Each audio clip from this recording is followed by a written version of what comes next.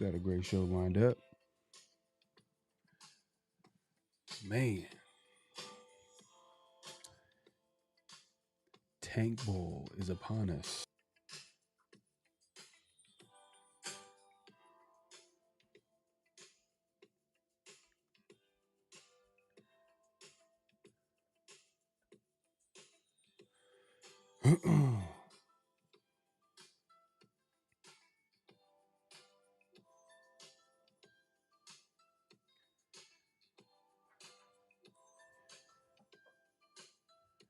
Man, everybody getting shut down. Like, comment, subscribe, and hit that notification bell. Here we go.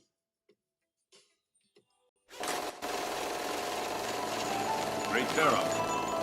The gift of Troy is a fabulous fabric from the land of the 5 rivers.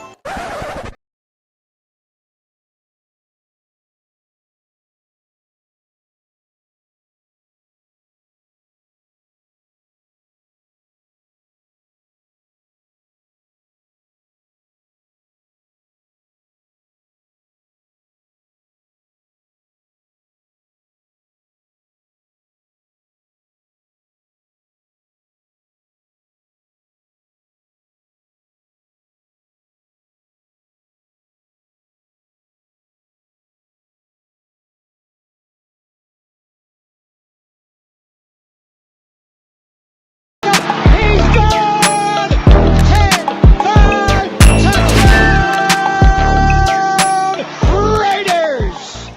2 years ago, when we came to Los Angeles, I really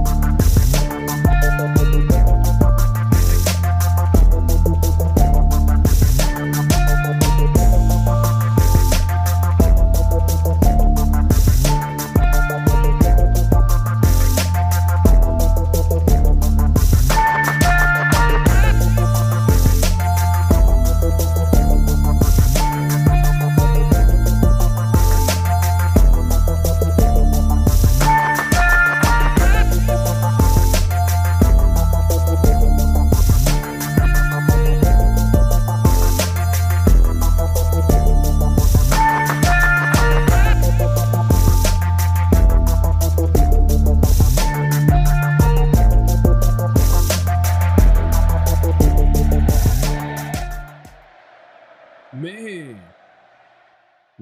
we back for another edition of Around the Shield, man. We appreciate everybody coming through. We got a great show lined up, man. We had a great conversation with a fellow Giants fan, talk about the Tank Bowl. We're going to get into that. Obviously, man, the Raiders are, they understanding the game plan, man. They shutting down all these players, trying to secure this #1 pick, including Maxx Crosby, which we found out today, and it didn't sound like he liked hearing the news that he was going to get shut down. But before we even get into that conversation and we play that interview, Severe will be joining us a little bit later, hopefully. But in the meantime, we'll also play that interview that we had with the Giants fan. My guy Mike was able to come through. But hey, make sure to clock in, hit that like button, hit that subscribe button, hit that notification bell. We appreciate everybody pulling up. My guy Chill Ray in the building. Oh man, let me adjust this real quick. Man, technical difficulties, man. The holiday's been crazy, but Chill Ray in the building. Appreciate you coming through. Was good. Yeah, there were some issues, man. You know what it is, man. Yeah, it was freezing up, but I appreciate everybody's patience. Brim in the building, man. Was good, man. Happy holidays, man. Hope everybody's having a good, safe holiday, man. And hopefully everybody's having a good time. V Bazila in the building says Mendoza in the first, Pavia in the fourth. What's good, nation? I'm not mad at Mendoza. I mean, obviously that would probably mean that the Raiders get the #1 pick. Hopefully they go ahead and secure that. Pavia in the 4th. I got some other QBs that I like. But hey, man, the quarterback position is the hardest position to get right. So hey, if you get 2, man, it's nothing wrong with that. Kevin Lurker in the building. Tank. Yeah, thanks. You know what it sound like? It sound like that. Y'all know that Chia commercial? Yeah, man. The Raiders, man. At first, I was a little nervous. You know, I'm gonna actually take a look at the injury report. But obviously, we all know the big names of Brock Bowers early this week. Jeremy Chin also was shut down, and then Maxx Crosby was also shut down today. What we found out, and he left the building. He did not like hearing the news, man. Salute to 831 Raider, man. Appreciate you pulling up. Like I said, man, make sure to clock in, hit that like button, hit that subscribe button, hit that notification bell. Man, so we like I said, man, I had a chance, me and Severe had a chance to have a good conversation with Mike from the Pulse podcast. He's a Giants fan. So, you know, obviously we haven't done that in a while. Obviously the season hasn't gone right. So we were just like, man, do we really want to talk to some of these fan bases about the Raider problems? But today we were able to talk to a fellow fan who's also going, hey, look, the Giants having a tough season as well. I mean, they do have some talent on that team, but we'll get into that conversation, see where they're at. And, you know, I've been hearing weird stuff from the Giants side. Like they might be considering taking Mendoza and all this crazy stuff. I don't know. Jake, man, it says Raiders need to draft a strong offensive lineman in the draft next year. Now, the Raiders need to prioritize offensive line this offseason. This entire offseason, they need to prioritize the offensive line starting in free agency. They shouldn't wait until next year. They should not wait. They might not do this because, you know, obviously the Raiders have a lot of holes and they can, you know, that defense needs some talent. But, you know, coming up in the second round, you know, if they trade down, which is something that no one really talks about, then maybe they trade down and they grab an offensive lineman, or in that second round, if one of those guards might be available, you know, you never know. But I think it all starts with free agency. I think free agency is going to let us know exactly what the Raiders need to do in the draft. And to be honest with you, they're not going to be able to address all their needs all in one offseason. Francis in the building, man, says it's always cute when 2-win team fan base thinks one way or remove the needle. Hey, man, the Raiders, and that's the thing, man. I feel like we've been stuck in this mode of trying to have quick turnarounds. If it happens, cool. But I feel like the Raiders they shouldn't take any shortcuts. Let's build it the right way. And that's going to be through the draft. That's going to be making smart moves, smart trades.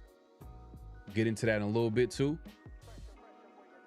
Hank in the building says the Giants going to get new head coach. And yeah, I mean, Mendoza seems like a big market QB. NY is a big market. Yeah, they got Jackson Dart. Why would they even make that move?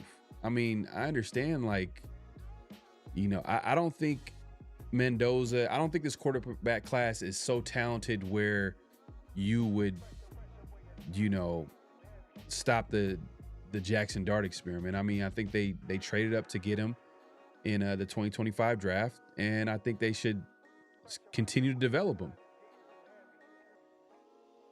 I mean, that just makes sense to me, but yeah, man. But hey, man, look, like I said, me and Severe were able to get we had a chance to talk to Mike from the Pulse podcast about the Giants. And I'm going to go ahead and get into that interview. And then right when we come back, we'll be able to talk about some of the Raider news, obviously the Maxx Crosby getting shut down, and our NFL picks too, man.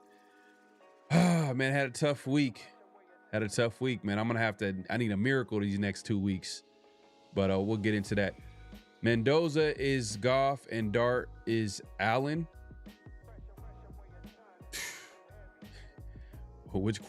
Hey, Francis, which quarterback you want?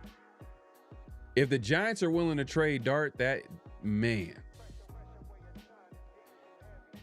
Yeah, man, he'll be here in a little bit. But yeah, man, like I said, let me go ahead and get to this interview, man, and then we'll get back to the conversation. Here we go.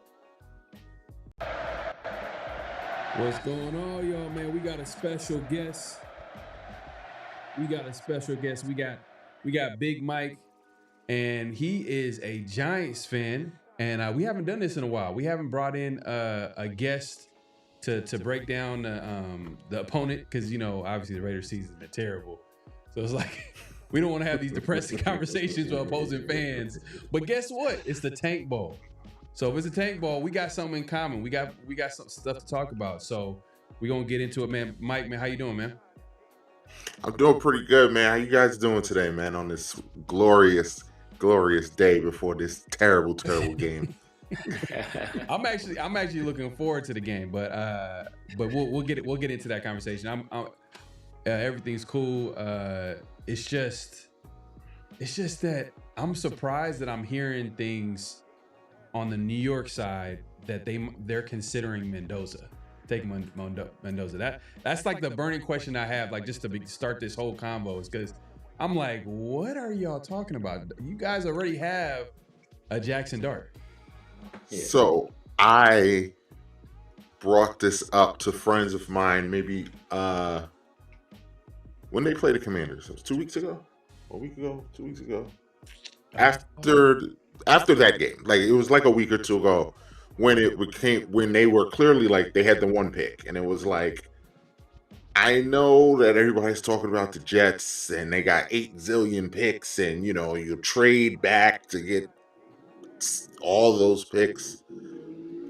But why is it a foregone conclusion? Like, how do we know that the Giants aren't going to take Mendoza themselves? Because it's gonna be a new coach that's gonna have his own philosophy. Maybe he doesn't want Dart. I mean, although he's shown that he can play on this level, I think he's shown he can play at this level. Obviously, with all rookies and everything, like he's got to evolve. He's got to get better. This floor level is cool for a 2-13 team. That's cool, right? But like he got to get better. But is that the way that you want the franchise to go? Because maybe, and I threw this out, maybe it's not Mendoza. What if it's Dante Moore? What if Moore decides he wants to come out, and whoever the new coach is wants to not that Dart's not athletic, but like he wants something different. What if he thinks Moore is the future? I think Moore is going to be a very good pro. So what if that's what they want? Me, I it's tough because I have a not friendly relationship with the current GM. I think he's an idiot. So it's tough because I think he's an idiot and I don't think he knows what he's doing.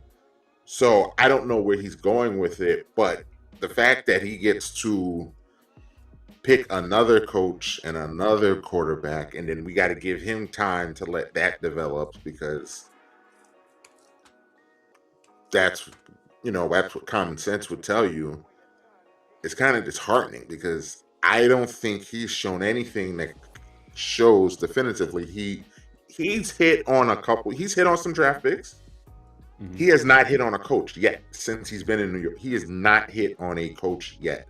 So the idea that he gets to pick another coach is maddening to me. But I don't have $1 billion, so I don't own the Giants. So I gotta sit here and gotta take it. But would it surprise me if they took Mendoza? No, actually, because they have an idiot for a GM. So I think if you're asking me, I would not, because Dart has shown that he is an NFL caliber quarterback. I don't know that yet for Mendoza. He very well could be. Could be. But I know Dart is, and I know that locker room responds to him. Mm-hmm. So if I know that I have a quarterback that's a leader that the players respond to, he can play. And now we have weapons. We have neighbors coming back next year. Robinson Wendell's shown that he is a quality 2. Cam's crazy, but you know what? Somehow, some way, if it's 3rd and 2, 3rd and 1, I'm giving him the ball. Mm-hmm. I'm giving him the ball and saying, figure it out, because he figures it out. So you get me some O-line help, some help in the secondary. Why wouldn't I trade that pick to the Jets for all 8 zillion picks that they got from the Cowboys? Plus the money that the Giants have.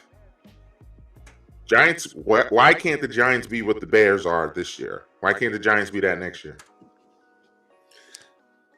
Because they have an idiot for a GM. They have I mean, that's the answer. That's the answer. But Ryan Poles was looking like an idiot too for a minute. Poles was looking like an idiot for a while. I thought Poles was about to get out of there. I knew Eberflus was gone. I thought Poles was gonna be up out of there, and then Ben Johnson parted the Red Sea like Moses and saved this man. He said, "Let my people go." He freed the Chicago because he's like Poles, but he's about to get his ass up out of there after keeping Justin Fields an additional year, and when they had the number 1 overall pick that first time, because Justin Fields does that all the time, where he's ass all year, and then like the last 4 or 5 games, he gets a little tease. He starts teasing you a little bit. Justin Fields tapping into all this potential he has. So I thought he was about to there then. But so obviously, if it was Joe Shine, Joe Shine, yeah, Joe Shine, yeah, and he's hired 2 Patriot guys, right? Is he the one that hired the special teams coordinator? Yep. And that was yep. Yeah, that was an interesting move. Yep. So he's yet to prove he can hire a head coach. But guess what? We got that in common, baby. We got that in common. So we on that same wavelength. Right. So I'm sorry. Go ahead. No, I was just gonna say that I'm glad that we got out the way. Like, there's no reason why Jackson Dart should be, replaced by a quarterback year 1, because I don't think this is that type of draft. I think we can all agree that this is not that type of draft where, oh man, this is the next great thing at QB. Are there some solid good QB prospects? Sure, but is that enough to waste a pick or to use a pick and then have Jackson Dart? Like, what's going to happen to Jackson Dart? You guys going to trade him for a 2nd round pick, maybe a 1st round pick with somebody? I mean, if someone has, because I feel like he's shown enough, he's flashed enough for him to be at least get a few years to build around him. At least let him get a full season. Exactly.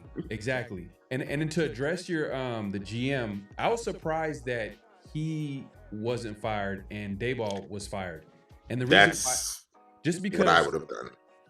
Daboll I thought he would at least get another year just because he was responsible bringing Dart. Dart is, like, we all know Daboll got the job because he's the guy that flipped Josh Allen into the monster that he is today.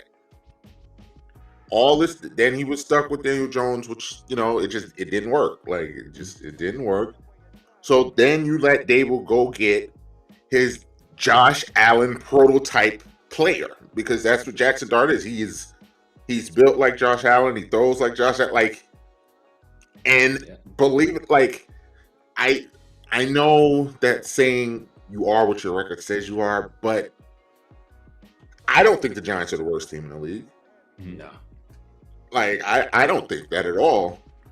It can't be when we are.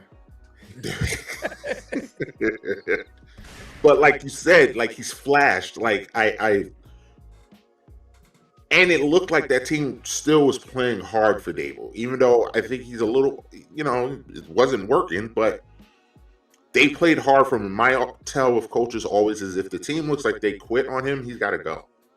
That team didn't look like they quit on him. No.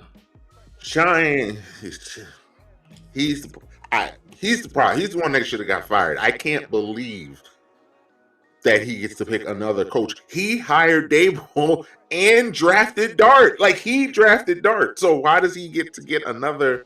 Like, if he drafted Dart and then goes and picks another quarterback, that doesn't make any sense. You said Shine. He drafted Dart, or was Daboll and that coaching staff did the work and identified Dart? Because I seen a clip. I don't know if you've seen that clip behind the scenes, and you can clearly see that Sean is talking to Daboll, and he's like, "Hey, like, you guys did all the work, you guys did all the due diligence. This is your guy." Like, it was almost like he was saying, "Yeah, this is the guy that you guys chose, not me. This is you guys chose Dart."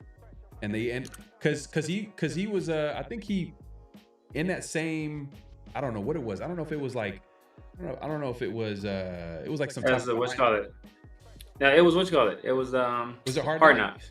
Was it Hard Knocks? Hard Knocks, yeah. Because Hard Knocks, yeah. Hard Knocks. There was another moment where he was making jokes because who he wanted was Cam Ward, which, you know, I'm not out on Cam Ward, but that was the guy that he clearly wanted, and he was checking in on, you know, Tennessee, or you guys, and he was jokingly like, oh, look, just checking in, like, hey, are you guys gonna trade? And like he knew that they're gonna say no or whatever, but he clearly was all in on Cam Ward. But Dart obviously was a guy that it just felt like the coaching staff was all in on him. So then he obviously was like, all right, we need to get a quarterback, so let's go ahead and get him. So I don't want to even give him too much credit on Jackson Dart when Daboll was a guy. And I thought like he did a good job with Dart. Man, Daboll has on his resume, he has Josh Allen. That's the guy that he was a part of and bringing in and developing. And then he has, you know, Jackson Dart. So I'm like, that was a big surprise. There is a humongous canyon between those two players, though. Like, you skipped over a whole section. He was like you got Josh Allen. Yeah, there was a little spot in between. That little something. Well, because come on, man, Daniel Jones, like he wasn't a part of the reason why I didn't bring up Daniel Jones is because he inherited Daniel Jones. He did. He inherited him. That wasn't his quarterback, and he wanted to. He didn't want to have anything to do with them, and they still gave him that contract. And then who re-signed him? Who gave him that money? Yep. Yeah. Who gave him that money? That's your man's. Mr. Clean. Who gave him that money? When I'm sure, as we're saying, Dable probably told him like, yeah, he's okay, but he's not. He can't do the stuff I need him to do. It doesn't. And he said, no, this is the guy. Because who drafted Daniel Jones? Mm-hmm. Yeah. So there's nothing worse, bro. When a coaching staff doesn't believe in it's not going to work. When a coaching staff doesn't believe in a player, it's not going to work. So when a coach is telling them, do not re-sign him. Like, we need to get a quarterback before, 2 years later they end up drafting Dart, but still. Yeah, you're right. So again, that's what I'm saying. I don't understand why this man continues to keep making decisions. It's baffling. Well, at least you guys got talent, though. You guys got talent. There's talent there. Ooh, man, you got your 2-13 feel a whole lot different than our 2-13. Our 2-13 is like it's literally they're in the desert. They're located in the desert, and it's the team as far as talent is a desert. It's rough. I did want to say this though, because I've caught flack for this. I don't think hiring Pete was a bad hire. I still don't. I still think Pete actually can coach. The problem was y'all don't have a lot of talent. I gotta give you the conceded on that one. the talent, but hiring. His problem was hiring Chip Kelly. That was the killer. Because that I could have told you to never do. Never. That man is a college coach, not a really good one, but he's a college coach. what he wants to do does not work in the NFL. It doesn't translate to the NFL. The way he talks and acts with the players doesn't translate to the NFL. He can't be in the NFL. So to go hire him, that was the problem, because I still don't think Geno's actually that bad. I think Geno's fort was doing what that idiot was telling him to do, and that's where we disagree.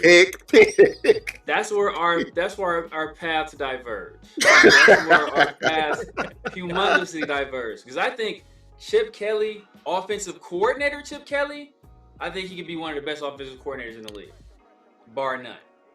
I think Chip Kelly operating under the parameters set forth by Pete Carroll. Peep this. If I hire you to do a job, let's say I hire you to fix my house. You're a contract. I want you to fix my house. I say, yo, Mike, I need you to do this project on my house. I need you to fix it. Your expectation would be like, okay, cool. I'm the head of this project. I'm gonna bring in my guys that I've worked in the past with, and we're gonna tackle this project, right? What if I say, yo, Mike, I'm hire you to fix my house, but I'm gonna hire everybody on your staff and pick all the materials you use and pick all the tools you use. Do you think you'll be able to do as good of a job fixing that house as you would if you had your own people? No. So this. We hired Chip Kelly. Guess who our quarterbacks coach is? Greg Olsen. Who?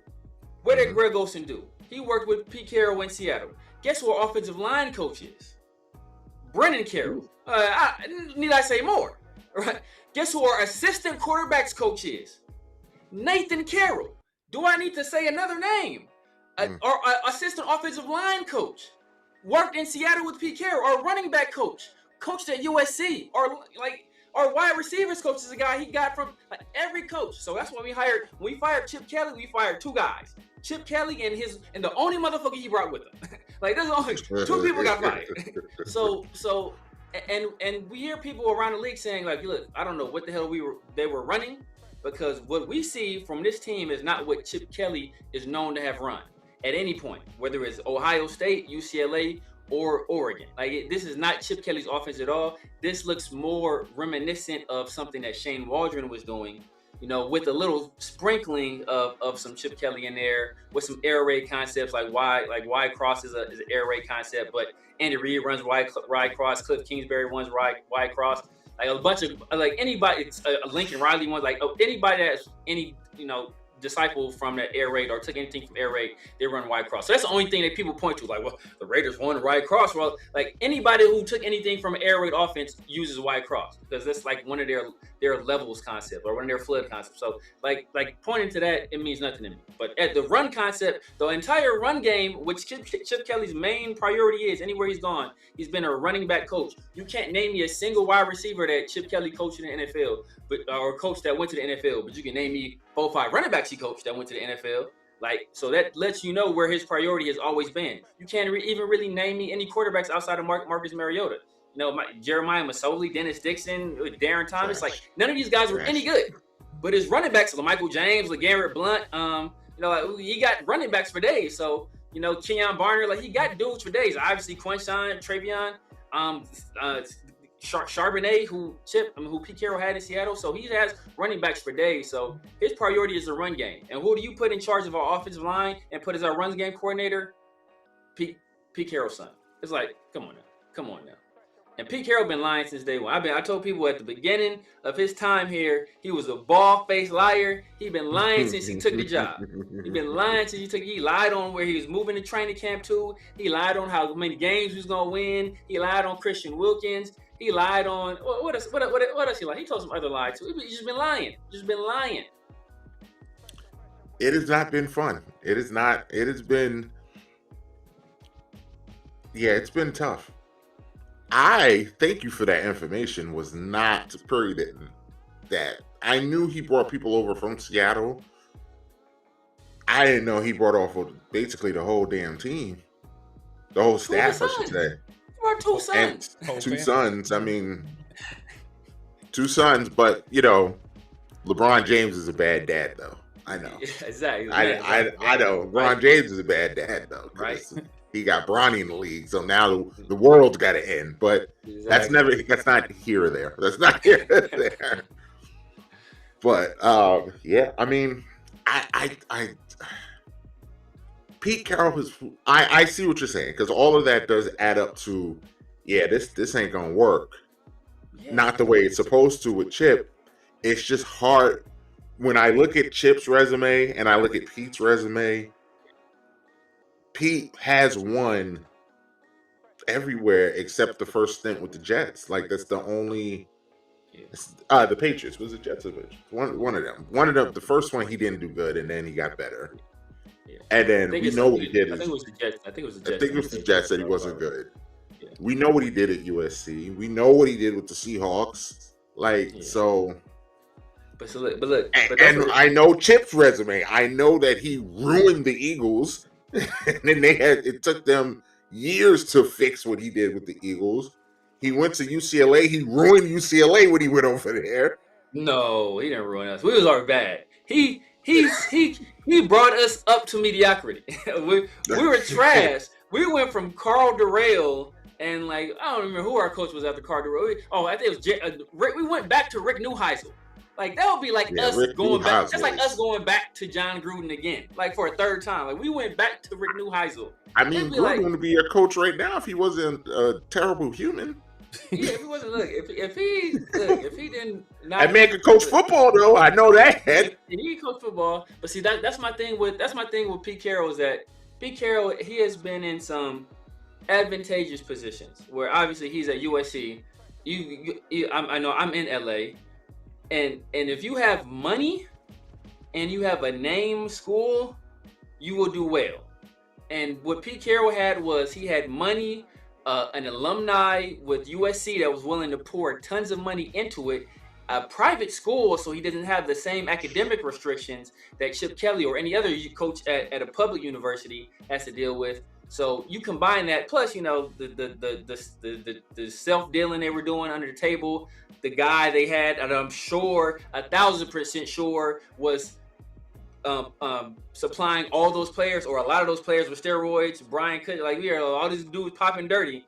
And after the fact, you know, he conveniently leaves SC as the NCAA is about to sanction SC, you know, for his recruiting violations. And then Lane Kiffin takes the brunt of that, because I think he gets the job next. So, you know, and then, like, he gets to Seattle, and he goes 7-9 his first 2 years. And you know what changes that third year? Russell Wilson. He gets Russell Wilson, and Russell Wilson, you know, changes everything for him. So, like, I don't believe this Pete Carroll. Like I said, I'm not saying he's a bad coach, but I'm saying Pete Carroll has had some fortunate circumstances, and he had a guy, you know, that he was able to work with that had an eye for talent. And I'm not saying Pete Carroll doesn't. Obviously, he doesn't anymore, because he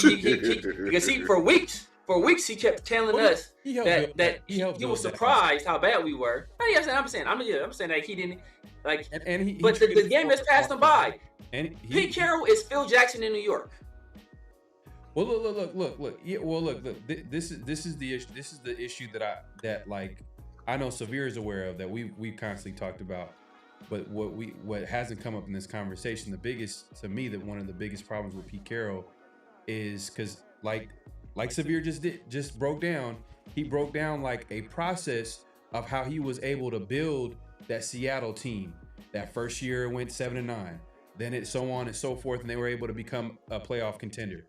But the thing is one thing that wasn't mentioned is he's 74 years old. He's going to be 75 next year. So you have to question, and it's kind of obvious. He's more interested in winning now than actually rebuilding a football team. And what the Raiders need is to actually rebuild the football team.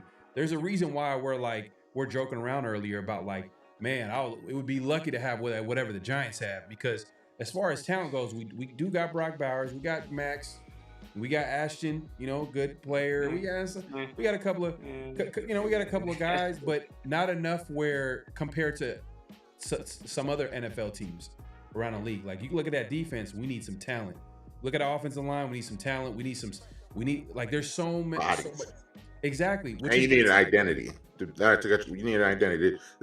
I know with the Giants, that defensive line is going to cut. If the Giants get a lead, you're in trouble because yes.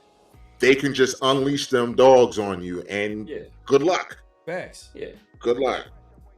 And the point, Are the Raiders a running team? Are they? I mean, y'all got Maxx, but then no disrespect, but like you can scheme Maxx out the game, Right. especially if he don't got help on the line. So you can scheme Maxx out of there if you ain't got to worry about the other guys. Your secondary is not very good, so I mean, that's just the identity. Like, what is it going to be? Right. Cam ain't walking through that door to save him. Right. Yeah, and I think Earl Thomas ain't walking through that door. Right. And even if they were, it's still going to take time to acquire talent, which is not a problem. That it's just this is what happens in the NFL. Like when you don't have talent, you have to go and acquire it. And you usually the best way to do that is go through the draft. You get young, good talent on a cheap contract, and then you use the free agency to supplement your team. But it's going to take time to do that. And the problem that we've seen throughout the season is that he's kind of been reluctant to play the rookie draft class. Guys that were drafted outside of Ashton Genty, guys in the second round can't get on the field. Guys in the third round, I mean, except for his guys, his guys, which is a whole different conversation. So there's a little bit of a disconnect with him and the GM. And it's like, bro, like we seen this coming. Like you're an older coach and you're gonna be tunnel vision. You're gonna want to win now. When you can't do that, what's gonna happen? Raiders are gonna fire another coach after 1 year? Guess what? That's what's gonna happen. That is nasty. Yeah, it's nasty. Y'all paying too many coaches right now. Yeah. But that's you create an environment where nobody wants the job, and that's what I said. And I go back to this all the time. So when we fired, obviously Josh McDaniels, nobody in Raider Nation like Josh McDaniels. Before we hired Josh McDaniels walked into like it's a hostile environment. So no matter what, unless Josh McDaniels just came out the gate, just guns blazing, like rattling off win after win, he was gonna have a uphill battle, right? So obviously a lot of Raider Nation wanted to fire him, but I warned against doing it just because the way we did it and the amount of time we gave him to actually try to find success, that didn't reflect well upon us as an organization. And I kept telling people, coaches and agents, this is a fraternity, and they all understand that.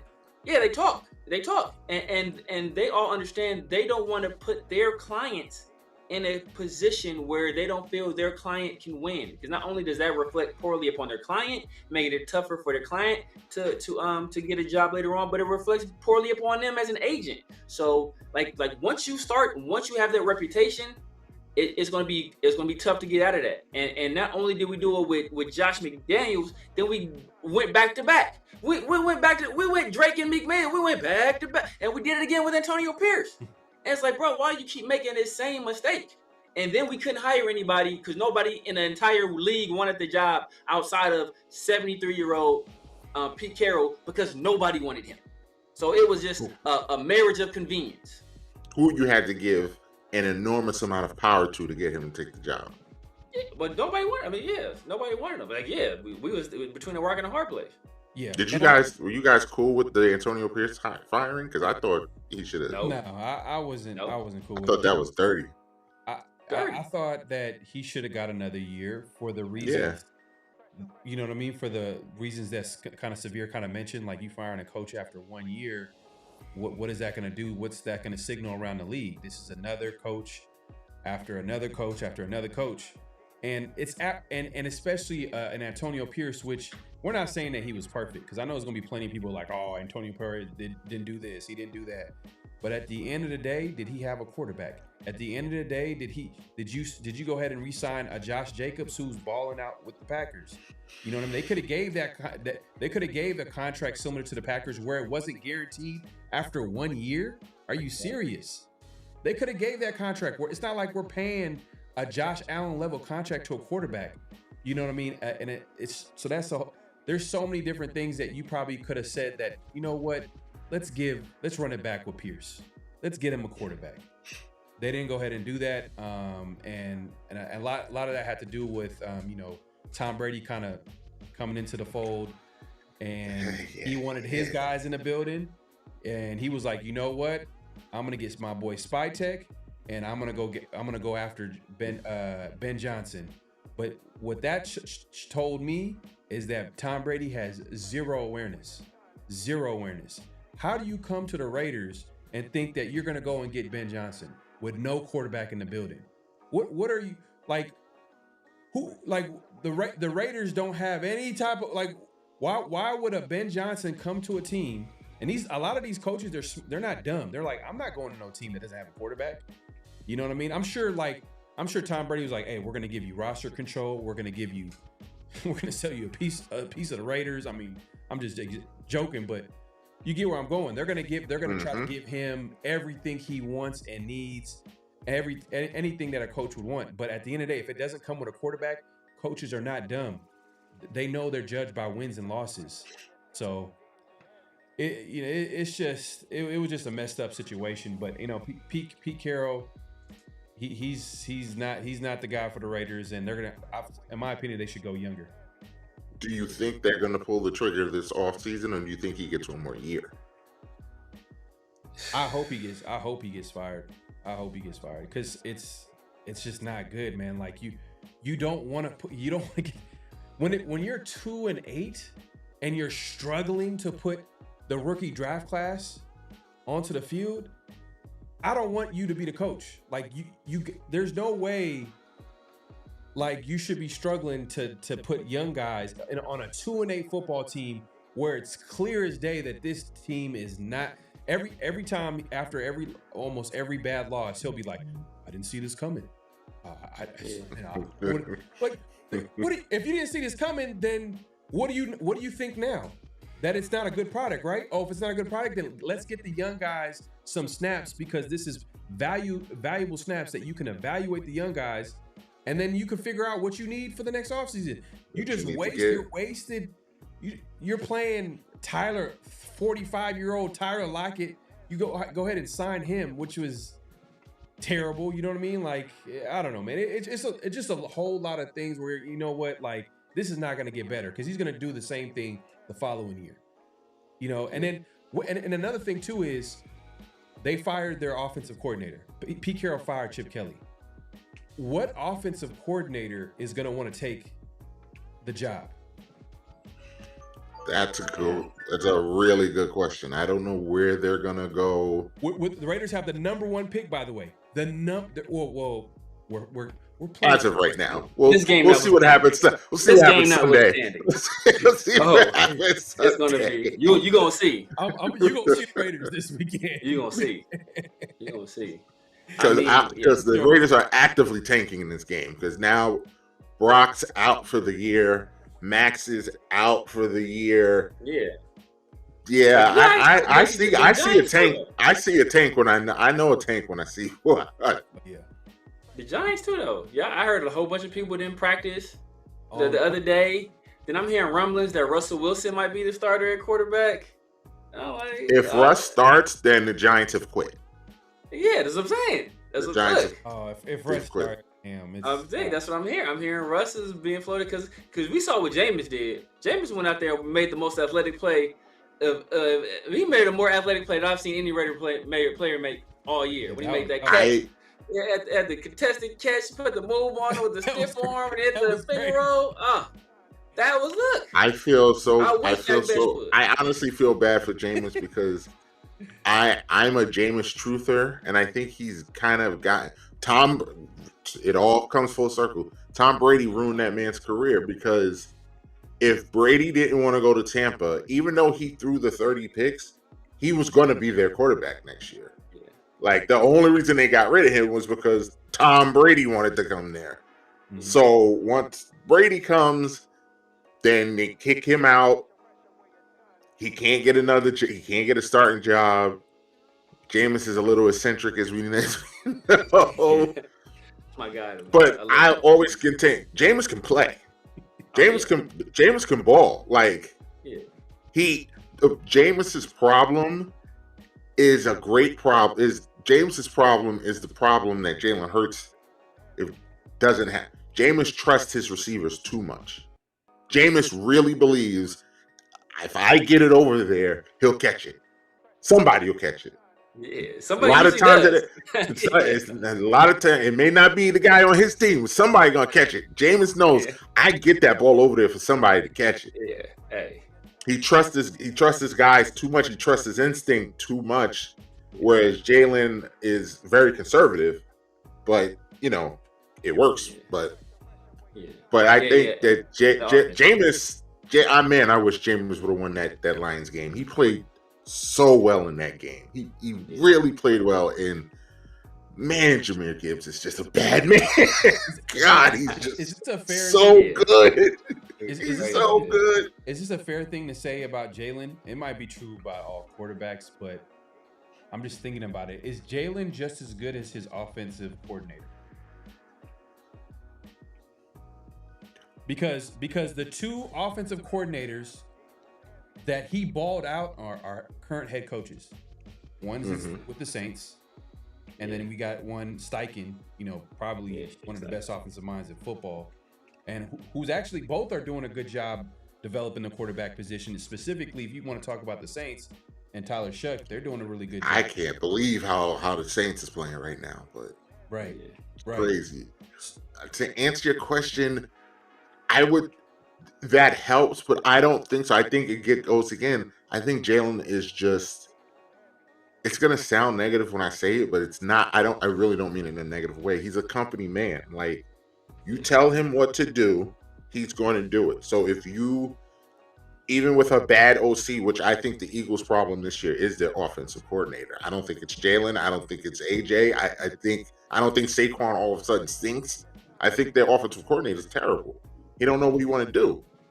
But the problem is Jalen's going to, whatever he feeds, Jalen's not going to push back. He's going, this is what you want me to do?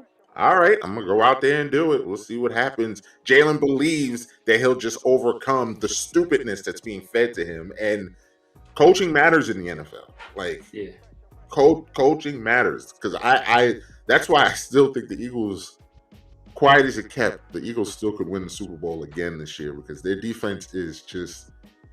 is really good, and if they click, if the Eagles click and they just catch a rhythm for 3 weeks, they're the best team in football, and they'll win the Super Bowl. They have the talent. They have everything you want. They have a Super Bowl winning quarterback. They have a top 5 running back. They have a top 5 receiver. They have a top 15 receiver. They have a top 5 defense. Like. Don't let them dudes get hot. Right. Don't let them get hot. They got top 5 interior defensive linemen.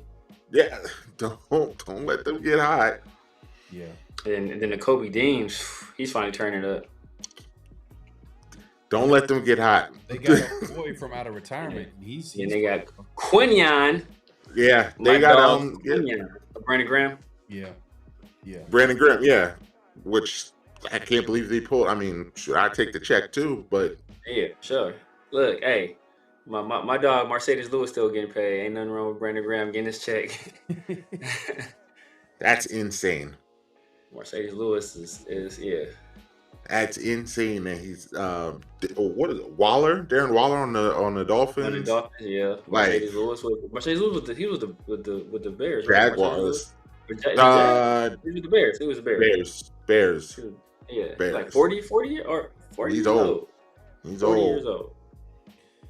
Darren Wallace was a corpse on the Giants. Quit. He quit. He was so bad he quit. Y'all put him at fullback. He quit. The second y'all put him at fullback, and it was cold, he was like, F that. I'm out of here. Mans went down to Miami, divorced Kelsey Plum. All of a sudden, he could play football again. Yep. Crazy. Look, that's what I'm saying. Look, if the Giants mess around and want to trade Jackson Dart, don't be surprised Mike McDaniel on that phone. Like, hey, what you want for him? What you want for him? The Raiders. Raiders Hey, should. we ain't gonna do that. We ain't gonna do that. Come on, man. Wait. If they're willing to trade Jackson Dart, I would do that.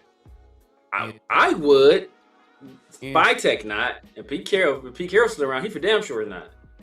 He ain't getting rid of his other son. He ain't getting rid of his he ain't getting rid of his little adopted black baby. It's spoiled a Geno. It is disgusting how loyal He is not. It is. It's disgusting. Yeah.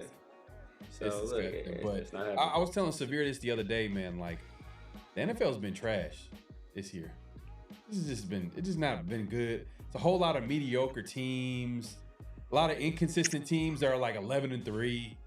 Like Denver, It's a random year. It's a Yeah. random. Yeah, the Denver Broncos are 12-3, bro. I know, Yeah. and it's fun. I don't believe let's just say it's random. I don't think Bo Nix is very good, Yeah. but I don't do either. think. I don't either. But I do think that defense is really good. Oh, yeah. Really good. Yeah. So, like, if Denver gets the 1 seed, I mean, it's gonna be hard outside of Josh Allen for me to believe that anybody else in the AFC outside of Josh Allen can go to Denver and win in the playoffs. That is a very tough place to play with that kind of defense. Yeah. With a game manager that just does just enough. Like they've figured out that all he has to do is play good for 1 quarter and they win 90% of the time. If he plays good for 1 quarter, they win. Whether that be the first quarter or the fourth quarter, don't matter. Just that defense is going to keep you in the game. Just give me 1 quarter where you score 14 points, we win. This is, and you know what? This is like the Peyton Manning that last year when he won it with Denver. This is also like, remember when Sean Payton had to basically carry Drew Brees when Drew Brees' arm was gone, and did they go to the conference or the semifinals? They got to I believe they got to his last year they went to the division round. And they should have won. They should have won. They should have won. Yeah. And then Drew's arm just was about to fall off the bone. Exactly. It was done. So Sean Payton has experience with this, with these quarterbacks who aren't worth a damn no more. And Bo Nix ain't been worth a damn at all since he started. But he just figures out a way to win. So hey, tip of the hat to him. But hey, my boy Jacoby, he's on a legendary run. Jacoby Myers is on a legendary run. Jacoby Myers walking to Mile High and had a game of his life. It's an interesting team. It's like a dark horse, kind of a random team. It's the Jaguars. Yeah. I don't think anybody wants to see the Jaguars in the playoffs. I don't either. I know they don't have like the experience. I'm not going off the experience. It's just Liam Combs has kind of been in his bag, and he got Trevor Lawrence playing well. He got them that trade for Jacoby Myers. Might be the trade of the year. Yep. Might be the trade of the year. It unlocked the whole offense. Yep. It's crazy. It's it's your work environment really like. Oh, yeah. Like he's a whole different person. Like no, he's a good player. It's just he's a good player. It just tells you how bad the Raiders are. Exactly. Jacoby Myers is, and I don't want to, because he's better than this. So I don't want this to look like a slight.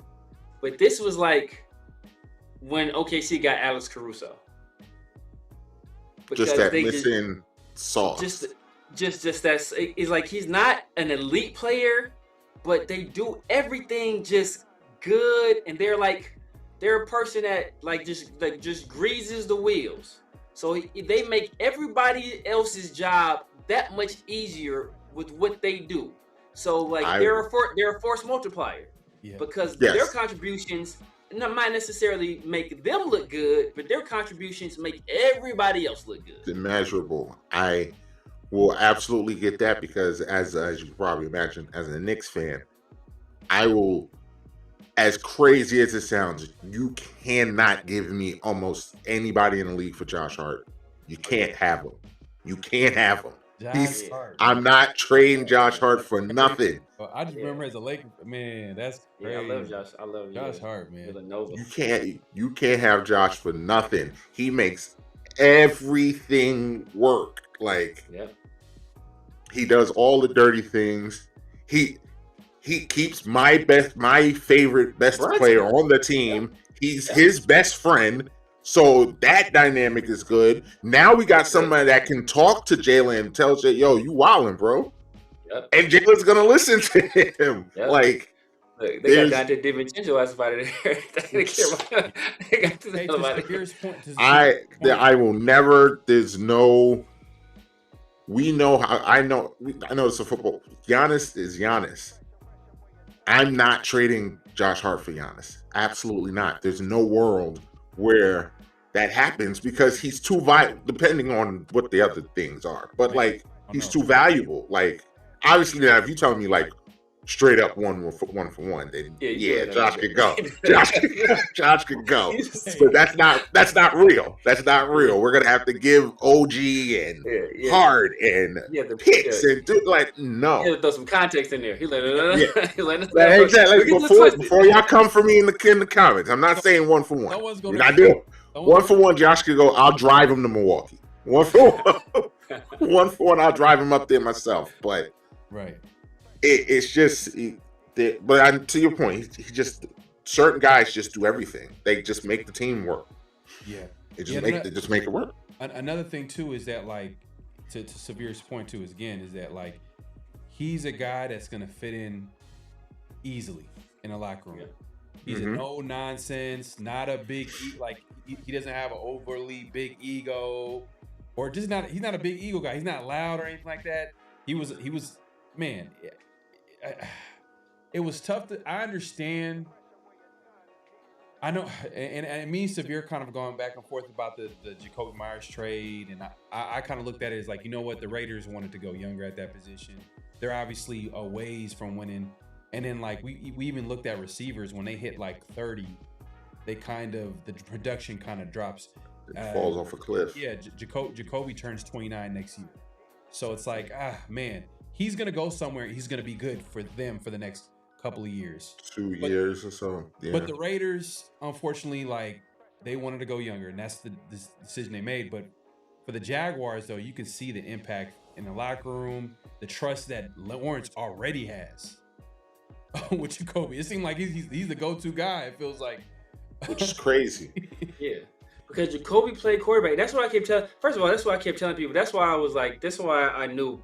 This is one of the first things I knew Pete Carroll was a fraud, because when you can't talk about culture, and then a guy like Jacoby is asking to get paid what he's owed is fair money, market value money for a receiver of his caliber, and he's a cultural like pillar. He's the kind of guy who lays the foundation. He's like a Udonis Haslem type figure in terms of what he's going to bring to your locker room, especially to your wide receiver room, and you have a young skill position group, whether it's Genty and Brock and Besh and Trey Tucker still young, and you obviously gonna probably draft another number one receiver because you need it. So you're gonna, and Dante Thornton, like, you got all these young guys, so you need a guy like that to kind of be the elder statesman and still be productive and go out there and do the dirty work and don't ruffle any feathers, and he used to play quarterback, so he understands the nuances of what a quarterback is looking for, how to make himself available and put himself in friendly positions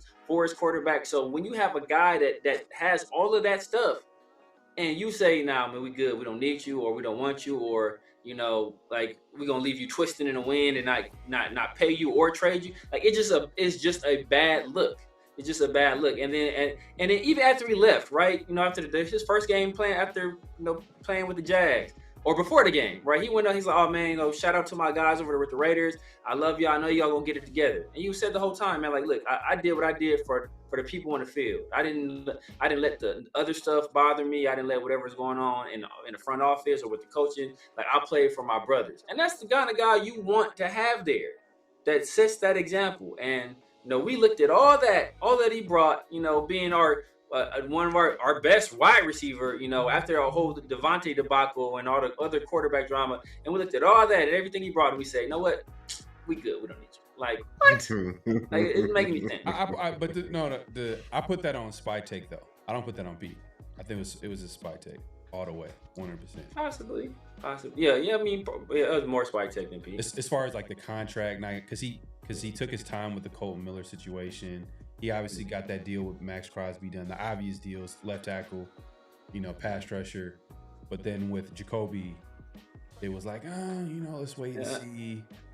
You know what I mean? Yeah, sorry, Jacoby, all that money. like what? Right.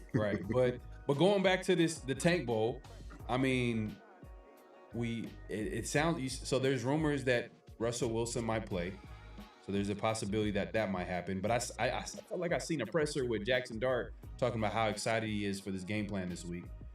But I guess things could change. I would play Dart. He's young. He's got to learn.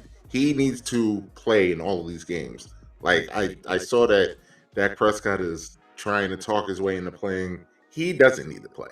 There's no need for Dak to play. We know what you are, Dak. You're good. You're solid. The season's over. Jackson's still learning. He needs every rep possible. So send him out there. Exactly. Again, if they send Russ out there, it would just further prove that this organization is being run by an idiot. But they're trying to secure that number one. I think what benefits you guys is that I think the Giants are going to try and win this game. Yeah. I don't think the Giants, they are resting players and management is trying to tank, but these guys are going to try and win this game. Yeah. And no, the Giants have played better over the last few weeks, I would say, than the Raiders, although y'all played Houston really, really well. Yeah. Listen, I think that's what's going to benefit us. I think we're going to try to win this game too. And I think tried to mess up my parlay, man. Yeah. I think we're going to let what happened in Houston. I think people are going to look at that like, look at us. Because remember, we played really well against the Patriots too, and then been getting dog walked ever since. Yeah, and Denver. We've been getting dog walked basically every right. So I think we're going to take that momentum. Where we think there's some kind of momentum going into that game, and think that we figured something out. No, we didn't figure nothing out. It was a trap game. Because the Texans were just coming off putting up 40 on the Cardinals. It's coming back home against the worst team in the league, and they didn't tackle well, they didn't cover well. Got Derek Stingley up there getting beat by Jack Besh, and they missing tackles in the open field. It was just a nasty game. And then and Dylan Parham played the game of his effing life. And I ain't never seen Dylan Parham play so well, but ever in the NFL. So our interior, yeah. So look, Dylan Parham coming off that game. And guess what he's rewarded with? And for my money, the best interior defensive lineman in the league in Dexter Lawrence. That's what you get this week. That's what you get this week. Out there, you're hitting them like he get and then you got Forsyth against Abdul Carter or Thibodeau or Burns. Like it's gonna get Burns. If Myles Garrett didn't exist, Burns could be a top 5 decoy candidate if Myles Garrett didn't exist, because that one's over. That contest is over. Myles Garrett. But Mike, Severe just mentioned Abdul Carter.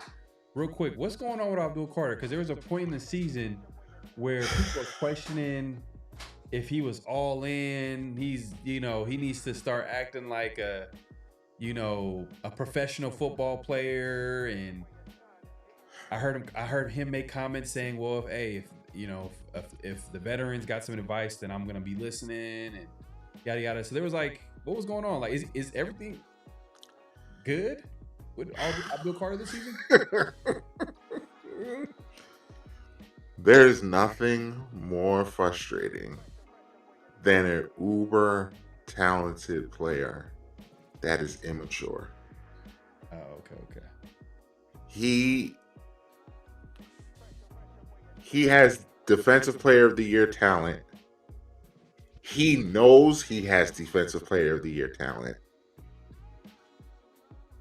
He's not used to This might sound weird. The NFL hasn't humbled him yet. That's what I think's happened with him. He's half-assing it and being productive, and like good things are happening with him half-assing it. So because he's immature, he thinks he can get away with this shit. So he did you guys hear what happened? You know why he got suspended for like a half or a quarter or whatever? Was he watching some adult movies during like film Adult study? watching adult movies during the film session, That's true. and then didn't turn the sound that like Yo, that is oh, wild. so I That is can't, you know, wild. I'm not a reporter. I can't confirm it, but I've seen no reports denying it. Nobody from the Giants, no beat reporters, no one has denied that that's what happened. Damn. Crazy. I don't think I have to tell you anymore. Like, the maturity level's not there yet. Like, it's just not there. The talent's there. Like, when he's on the field, you can see it. He's going to, in like two years, maybe, he's going to be one of those guys. Like, Right. But the problem is, I don't know if he's going to be. I can't. He has George Pickens written all over him. Oh, Man. He's got that template written all over him. If the Giants are winning and things are going good, he's going to be amazing. Mm-hmm. If the Giants are not winning and things are going bad, he's going to ruin that locker room. Damn. That's gonna stop him from getting A lot of money. Yeah, paid. I'm talking about A lot of to money. get, you know, because I'm talking about the money where they trust. They're like, you're the face of the franchise money. He has that kind of talent. A dumb team's gonna give him that money, but like, Yep. a good team is not gonna give him that money. Like a good No, you're right. So like, it's like I said, I can only hope that he matures. Like, I hope he matures. I hope somebody breaks through or something happens where he gets humbled to where like it clicks and he's like, oh man, I got to take this serious. Like, or whoever the next coach is somebody that he respects and he's going to listen to. Man, usually Well, I got some news for you, Mike. Him being humbled ain't happening this week. he ain't gonna humble this week. He gonna get easy this week. He gonna get by this week like a bug. He gonna eat this week. By. He gonna eat this week. Dancing. I need at least 2 sexy Dexy dances this week. I need 2. Oh man, easy. Oh, Kaplan. I was hoping the Steelers would like tank and plummet because, man, I would love to have Mike Tomlin. Man. I would love that. So you're not afraid? Okay, so look. So this is my issue with teams. Well, I think you guys are fine. I think you guys might be fine. But teams like the Raiders, that they obviously need an infusion of talent and need some years to rebuild. Do you think it's a good idea to bring one of these big name coaches, which they kind of did with Pete Carroll, and then give them basically ultimate power over the roster? Because that's what it's going to take to bring one of those guys when the Raiders have no leverage, like zero leverage, outside of maybe possibly a top 2 pick. And currently Maxx Crosby and a couple of guys that they drafted the last 2 years in the first round that look like pretty good players, specifically Brock Bowers. But outside of that, like, you know, this roster is just, it needs a whole lot of talent. But like, do you think that's a good fit to get these big, like a John Harbaugh, who there's some rumors, it's not just Tomlin, it's John Harbaugh, it's him, you know, some other guys too. Those guys, Tomlin and Harbaugh, they can have the franchise. Those guys can have the franchise. I would give anything for Mike Tomlin to be the coach. Harbaugh, to me, is a really good coach. He's a really good coach. Like this, they've been good for too long, they evolved. They kind of changed their way. Nobody wanted to draft Lamar and have him be a quarterback and run the team and play the way Lamar needs to play. Yep. Harbaugh did. Harbaugh was like, no, we're going to draft him, and I'm going to make sure my offensive coordinator runs an offense that fits Lamar and not the other way around. Right.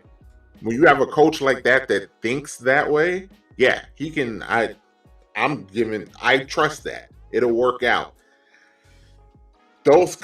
Will they come to you? I don't know. It's tough. It's tough because I don't know if the Giants could convince. You're talking to. I don't know if the Giants could convince Tomlin to come to New York. I don't know if the Giants could do that. Look. Let me give you. You got Dart.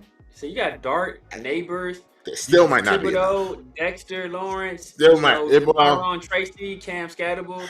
You got some guys. We have talent. We got some guys. Wait, look. Who are we looking at? Let me give you some context. You're talking to a Raider fan where we've already been there, done that.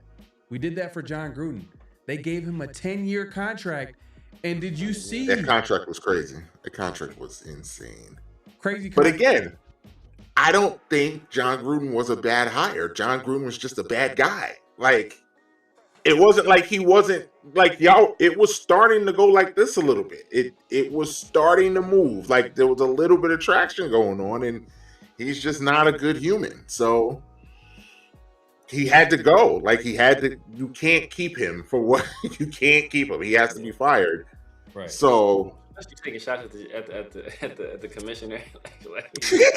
You gotta go. Bro. You gotta go, man. I'm sorry, but I think that's the only way you're gonna get one of those type of coaches. So then the opposite is you gotta hope you hit on one of these young coaches. But the reason why I brought up John Gruden, I wasn't questioning him more so as a coach, even though there were some questions as a coach, but that's a whole different conversation.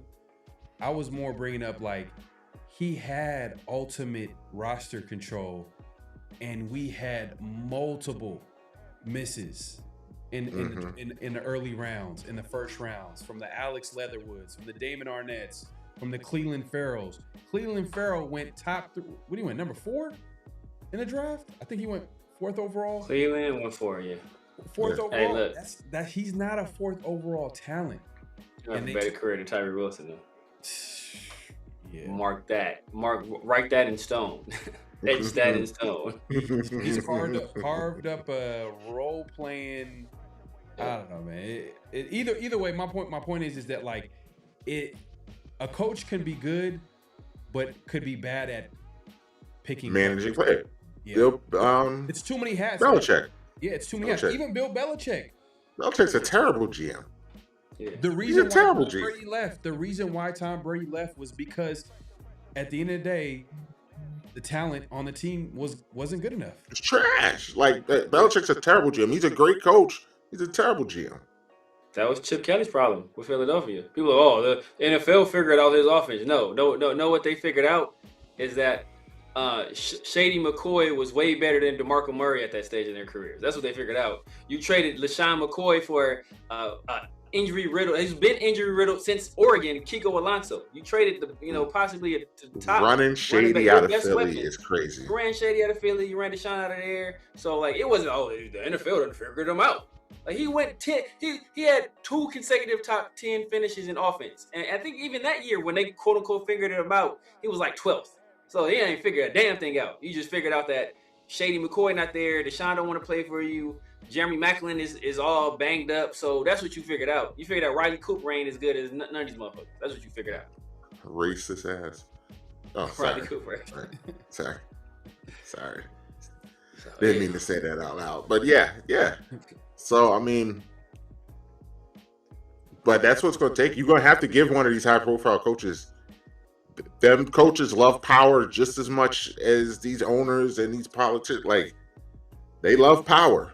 So, they want that power. They want to be able to say that they did everything. So, I think for the Giants, I could see why. The Giants, with Tom, because he already has a quarterback there. Tomlin is a guy. He is going to win football games. That's what he does. He's consistent. They consistently win football games. They consistently get to the playoffs. it's just, the last, I don't know how many years he hasn't had a quarterback. So I can see why like maybe a Tomlin would be a good fit for the Giants. I just don't think Tomlin, John Harbaugh, any big name coaches come to the Raiders. I don't think it's a good fit. I don't think it's a good fit for the Raiders, because what we need is a GM to be a GM, and we need a coach to be a coach. Once we build this team up, if that coach that we picked, that young coach we picked up, if he develops into something, cool. If not, now we have leverage to get the top whatever coach out there. I just feel like that should be the ultimate plan, but some people just want to go ahead and swing for the fences. But swinging for the fences, hey, your batting percentage ain't gonna be good if you keep swinging for the fences. Look at last year. They tried to swing for they got rid of AP and then swung for the fences with Ben Johnson, and it ended up with a 75-year-old coach. So I don't know if that's gonna be that they might have to fire again this year. Again. Man. Man. But as I said before, Mike Tomlin can coach the Raiders for 20 years and still be younger than Pete Carroll. Think about that. Think about that. Think about that. 20. I mean, he's still younger than the president, though, right? Still got that going for him. He still got that. He's still a young man. Our last two have been highly questionable. I mean, well, yeah. So hey, that's not exactly a ringing endorsement. Is Pete falling asleep at meetings? Do we know if that's happening yet? Is Pete falling asleep? Our guys is talking to him. I think Pete got the California solution. I think Pete got the Southern Cal solution to staying awake all hours of the night. Yeah. Man, so what's your final score, Mike? Sunday. I do think the Giants are going to win the game. I think it is. I also think it's going to be a sloppy game, but I think the Giants special teams makes a play somehow during the game, and I think the Giants win 24-17. 24-17. I'll take that. I think that's good. I hope it's like 35-2. I don't want to be sweating that in the game. Like, please, Raiders, do not win a game and not get the number one pick, and then we just end up getting Caleb Downs at number 3. Like, just some weird, and I'm not nothing against Caleb Downs. It's just we need to hit a quarterback. Yeah. So if y'all do get the one pick, would you listen to the Jets? If the Jets offered all them picks? Hell yeah. I would. Hell yeah. But the thing is, though, Raider fans right now, they're all in on a quarterback. So it's going to be a whole lot of pressure. It's going to be a lot of pressure, not just coming from the fan base, but guess who's going to be listening to the fan base? The owner. Mark Davis. Yeah. Mark Davis is also going to be pressuring, Spytech to go get that quarterback too as well. So I personally, man, a trade down, that's what we from the one pick, only with the Jets, not from because nobody else is not worth it. But the Jets having all that draft capital, you gotta pick up the phone. You gotta listen. For sure. Look what a trade down did. Let's just a good example. Recent history. Last draft, trade down the Browns. Exactly. Look at their draft. Yeah. Look how many started Harold Fannin Jr. They got that D tackle out of Michigan. Mason Graham. Quishon Jenkins, Dylan Sampson look like they two stud running backs. Yep. And Shador might be the future. I was gonna say the Browns hit on all of their picks except the first quarterback they drafted. He said Dylan. Let me tell you, we got Carson Schwarzenegger. Carson Schwarzenegger, defensive rookie of the year. Oh yeah, Carson running away with it. Yep. It stopped at the fifth round, and then obviously. Exactly. But yeah, so something like that, and then it's like we said, like we've been saying all show, you gotta hit on these draft picks. Yep. You have to hit. Yeah. You can't get all them picks and then not hit, because then it's over. Now it's over. Yeah. Yeah, man. We're gonna find out real quick, man. This Sunday, man, the Tank Bowl between the Giants and the Raiders, man. Mike, man, we appreciate you coming on. Let the people know where they can find you, what to look forward to, all that good stuff. Well, you can look for me on my podcast, the Pulse Podcast, every week during the playoffs. We'll be live every Sunday, definitely after the playoff games. We'll be live. The Saturday games, everybody got life, so I try not to crack the whip too bad, but definitely every Sunday this NFL playoffs will be live after every game, and we'll be live after the national championship for college football. The Pulse _ podcast. You can follow me, IAM_MBJ on all the socials. Yeah, man. Check us out next week for our end of the year awards called the Speakies, man. It's a fun time. And the Fun Pulse things. Podcast is on YouTube. You can find them YouTube. Yes, YouTube specials, YouTube only. Yeah, YouTube only. All right, cool. But follow the Instagram page. Yeah. Instagram. Okay, so Pulse Podcast on Instagram. Episodes on YouTube or wherever you get your podcast, and then just follow the Instagram page just because. There you go, man. Hey, follow them all over social media. Pulse Podcast on YouTube, also on Instagram. The show will continue. We're gonna get into the picks. Oh man, I think should we start waving our white flag on the NFL picks? I was done for me, bro. I've been with my white flag, bro. I've been swinging for the fences, bro. Yeah. I've been swinging for the fences.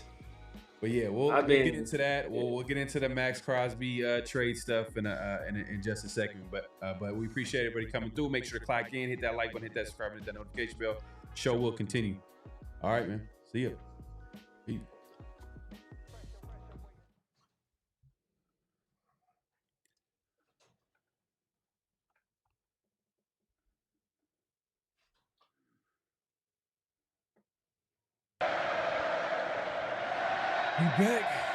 We back, man.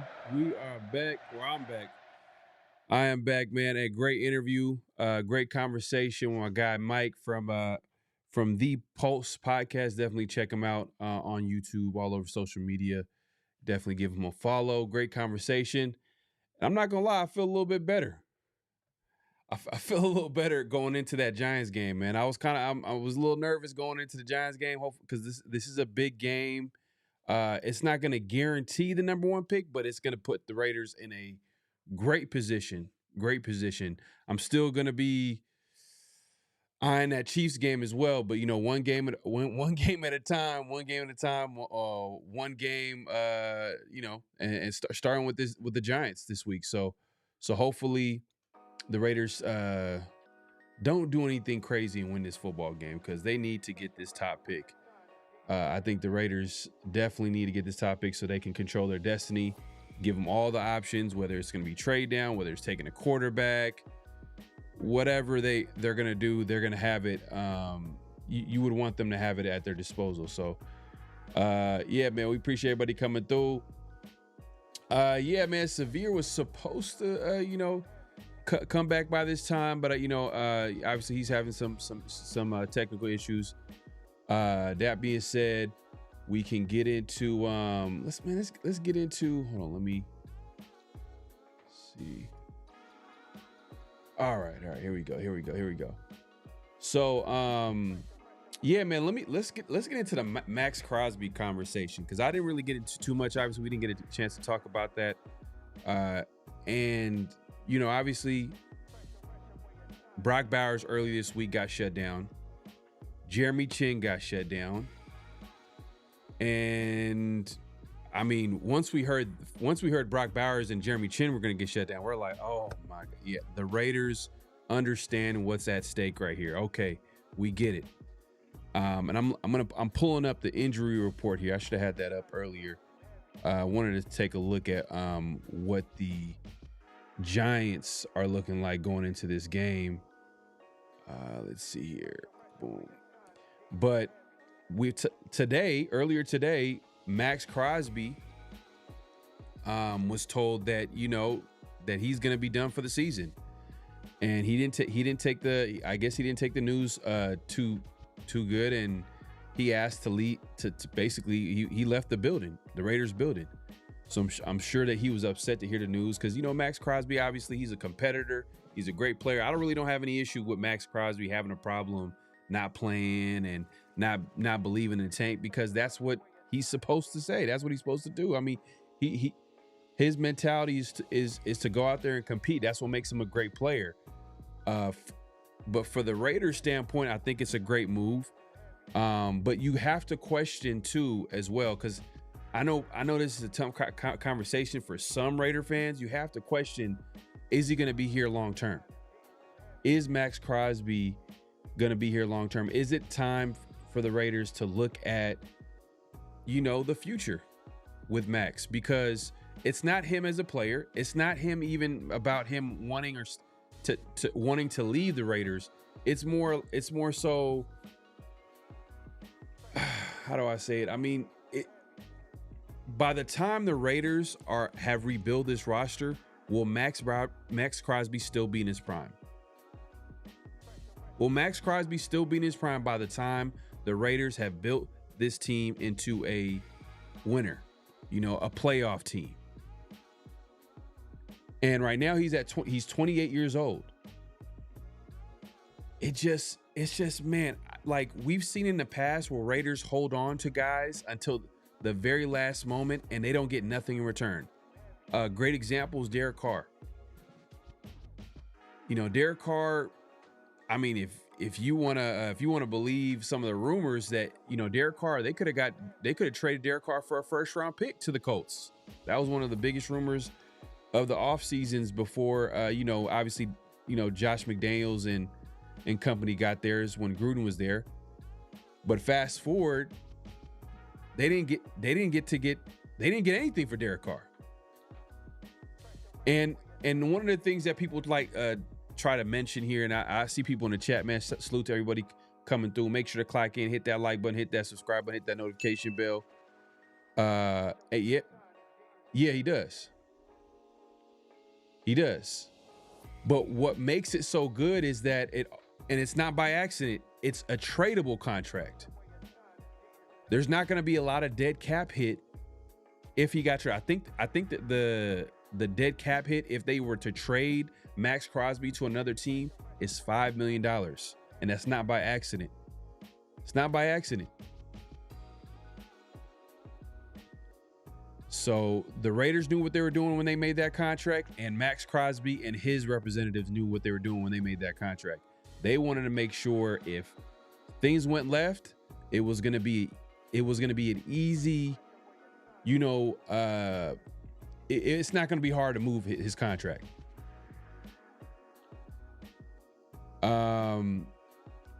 Maxx doesn't fall into the rebuilding timeline. Exactly. And this is what I brought up earlier in the season during the trade deadline. A great example of what, trading your best player on your team, and that is the Lions. The Lions traded Matthew Stafford to the Rams. Obviously, Matthew Stafford end up winning the Super Bowl with the Rams, but they were able to get a draft haul, and that kind of catapults them to get some talent on that team, and now they were a team that was going to the playoffs year in, year out. Obviously, they got Jared Goff. That helps. But, hey, the Raiders can get their Jared Goff and Mendoza this year. And then you combine some of those picks. And I know there's a lot of pessimistic Raider fans. It's crazy. I'm supposedly supposed to be the negative guy. And, I say the things that people don't want to hear. But there are fans, when you tell them that getting multiple first round picks, getting a draft haul, their answer to you is, oh, well, it's not like the Raiders are going to do anything with those picks. Come on, bro. Let's be real. Maxx will be all right. His knee injury was an issue for half the season. Yeah. I hope that won't come up in trade negotiations. I hope not. Exactly. And some change. You know what I mean? Hey, look. Trade Maxx for max value in the offseason. His contract's not worth his production. He would be better. I mean, nah. His contract is not bad at all. Maxx is still a great player, and teams value Maxx. I'm sure they can get if they trade him now. They can get a good draft haul. Obviously, everything was quiet down earlier in the season because that's where I was talking about how like I brought it up earlier in the season, and I wasn't really saying that it should happen during the season, but at some point between now and the end of the season, the Raiders need to consider moving Maxx because I could see it coming. Is because the Raiders are on a different timeline. They're trying to rebuild. And a guy like Maxx, he's ready to win now. His prime is right now. He's made comments in the past. And I know in his podcast, he's like, I'm here to stay here long term. But man, I understand he's a competitor and he wants to be out there. But look, I'm sure he's frustrated with how the season went, how the season's going. I'm sure he's frustrated with possibly another coach probably getting fired in Pete Carroll. And now you're telling him not to play the next 2 games, and and he leaves the building. Look, man, it's just a sign that you got two people on 2 different timelines. You got Maxx who wants to win now, and then you got a team that they're hoping to win later down the road.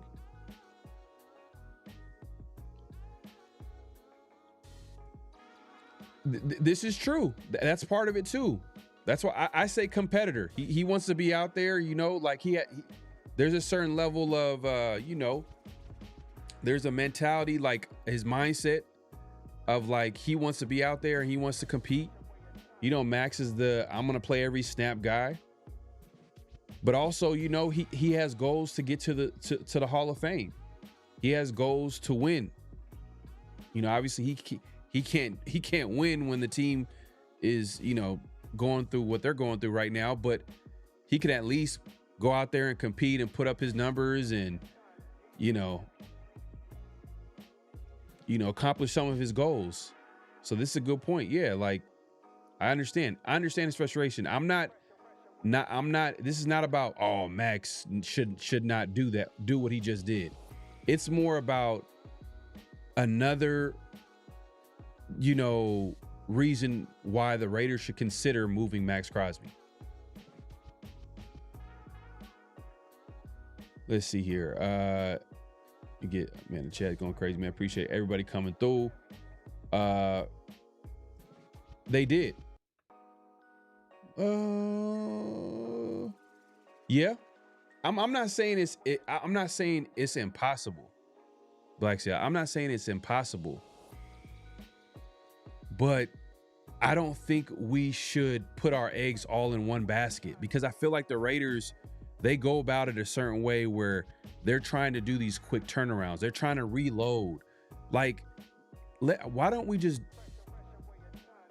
do it the right way? Why don't we just rebuild it the right way? And by building through the draft, by getting small wins, eventually those small wins are going to add up. It just feels like the Raiders are always trying to take a shortcut by signing these guys to big long-term contracts, or not long-term contracts, but just making moves where it's too short-sighted. It's too short-sighted, and honestly, I'm not.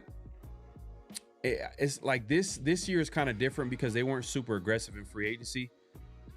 And you could tell Spytek kind of knew what it was when he came in the building. And a lot of the Raiders not being successful on the football field probably had something to do with the constant changing of head coaches and GMs. And I get it.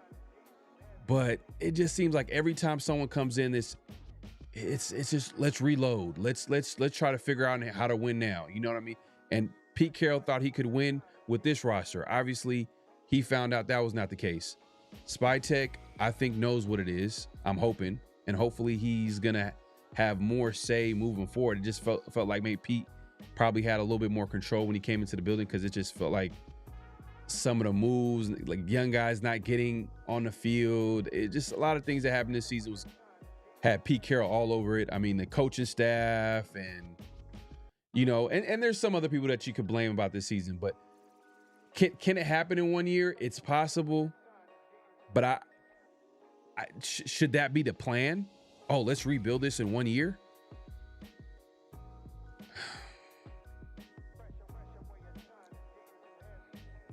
We ain't the Patriots.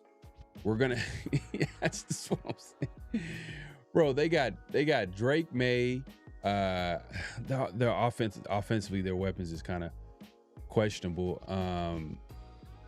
But they did turn it around. But Drake May is a big part of that, and they got some pieces on that defense. And Mike Vrabel is doing a great job, hell of a job coaching that team. And then having, Josh McDaniels back to his role as an offensive coordinator is huge for them. But it's just a weird year, man. I'm not going to lie, man. Some of these teams, man, like, it's just hard for me to take them really serious. Like, man, and I'm not trying to hate, but it's just, this is a terrible NFL season. It's a lot of parity, but it's not a lot of bad football. A lot of teams that are 12-3 and 10 plus games. I'm like, how are you, like, this is not normal. Like, this is not what I'm used to.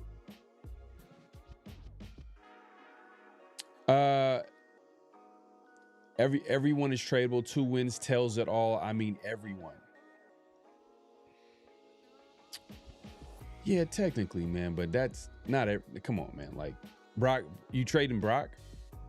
Are you just gonna trade Brock? Brock is on a rookie deal. Why would you do that? You know what I mean? I know you probably Ashton Genty, good player, on a rookie deal. I mean, what are you gonna get from a trade?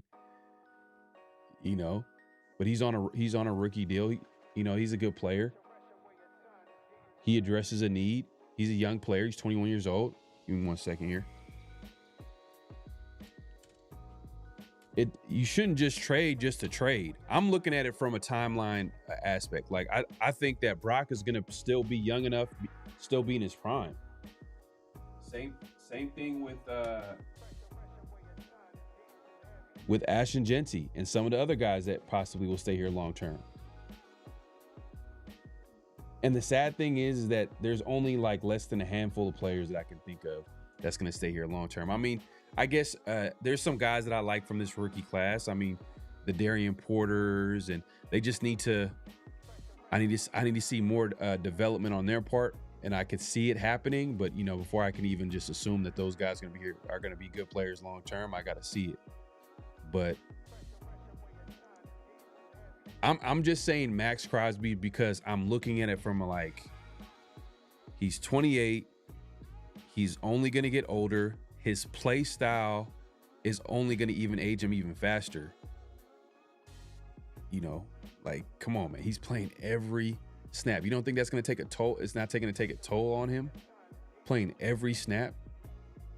He's already kind of like these injuries, like a shout out to DJ. He mentioned the injuries that he's had the last, not just this year, but the last few years, kind of added up a little bit.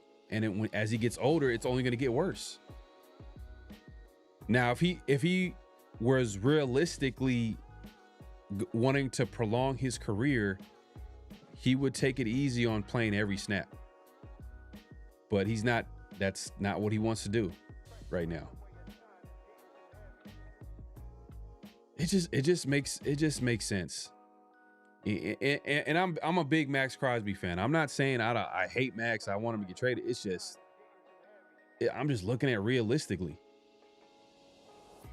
Maxx could be at the tail end of his prime by the time the Raiders turn it around. Exactly.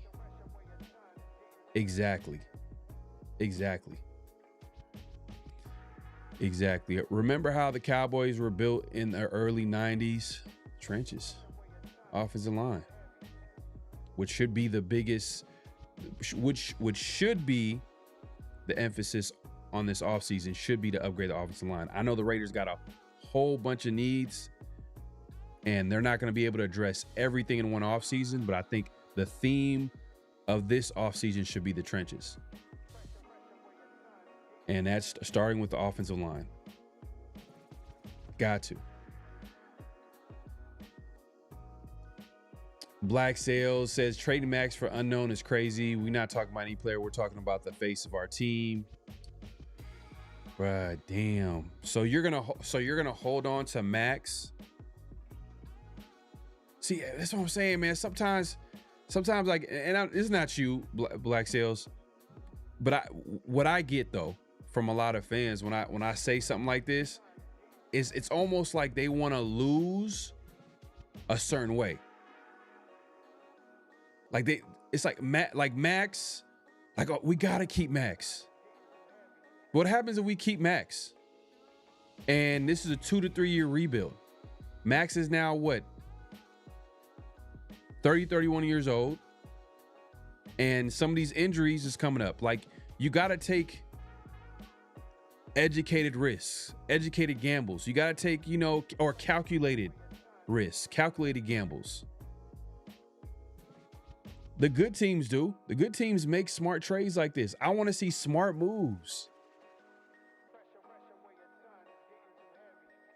If they turn it around one after 1 year, then okay, boom, that happens. And then they have Maxx. All right, well, I guess I'm wrong. But man, how many times have we seen the Raiders hold on to players to the very last minute and they don't get any type of value from them? Even like, and this is nitpicking, but even a guy, even Darren Waller, for example, the Raiders could have traded Darren Waller before that season where they traded him for a 3rd round pick. They could have traded him before that, and they got a 3rd round pick. And I'm sure they could have got from a 1st to 2nd round pick the way Waller was playing. And then you got Davante Adams, another example. After Derek Carr got traded or let go, or they went their separate ways because he didn't even get traded. They didn't get nothing for him. Davante Adams only came to the Raiders because of Derek Carr. And we later found out is that Davante wanted to get traded as soon as Derek Carr was gone. So if that was the case, then the Raiders could have got back probably their 1st round pick back. A 1st round pick, or at least a 2nd round pick, especially the season that he had. That season, he had one of his best seasons of his career with Derek Carr that year. And the point I'm trying to make is that, like, the Raiders are always missing out on the best value when it comes to some of these moves. Like, we're always trying to hold on to these players for whatever reason, thinking that they can make it work.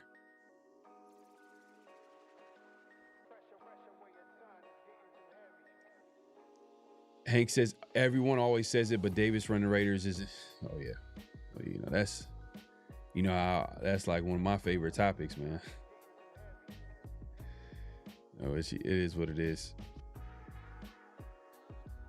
I'm not trading. I'm not trading Maxx. All right, man. I guess I'm tripping.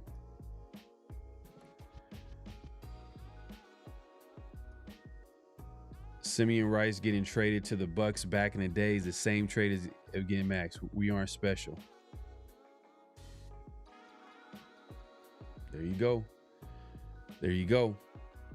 But yeah, man, that was just my take on the Maxx Crosby. Was that, like, I just feel like it's these moments is just reminders of, like, man, the frustration from his part, which rightfully so. The Raiders are not winning, constant different coaches. He wants to play and they're telling him that he can't play. I'm sure all of this is kind of adding up. Well, we're gonna get to a point where, like, where he's gonna finally be like, I want to go somewhere else, and then now his value is, we know he's a great player, but his value will be at the time of the trade will probably be a 2nd or 3rd round pick, and it's like, damn, we could have got. I could see it coming, and we got a lot of needs. Got a lot of needs. Let's see.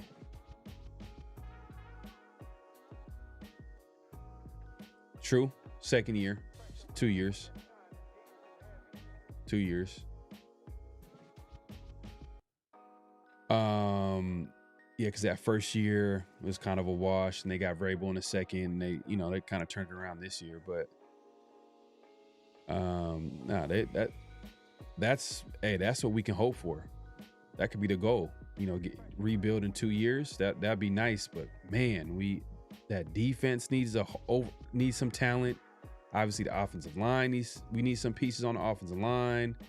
We need a wide receiver one, or at least an X. Starting X, like a big body receiver, which we don't have. If you draft a Mendoza, you want to get him a receiver on the outside. Just another DJ says, one of the pros to keeping Maxx is bringing in a free agent players who have interest in playing with them. It's true. Yeah. Yeah, it's gonna make, it's for sure. It's probably not gonna look. It's probably not gonna happen if Maxx doesn't want to get traded. Then the biggest guy in Max's corner is gonna be Mark Davis, and that's, to me, that's the reason why it wouldn't happen. But if Maxx is frustrated and the Raiders, led by Spytek, are like, you know what, maybe it's time, and they make a case to, both agree to mutually part ways, then the Raiders should consider it, and they should don't trade them for chump change. You trade them to the highest bidder. You get the biggest draft haul you can get. But pass rushers play to the mid-30s. That's the rush for trading Maxx in his prime. Then everybody gonna complain we have no pass rush. No, I'm not saying like. I'm not saying we trade them and not use the things that use the draft haul that we get to not upgrade the roster. There's still some guy. I mean, God, man, like, oh man, the Raiders they just suck, man. We're talking about one player. If we had a whole lot of players, man, this wouldn't even be discussion.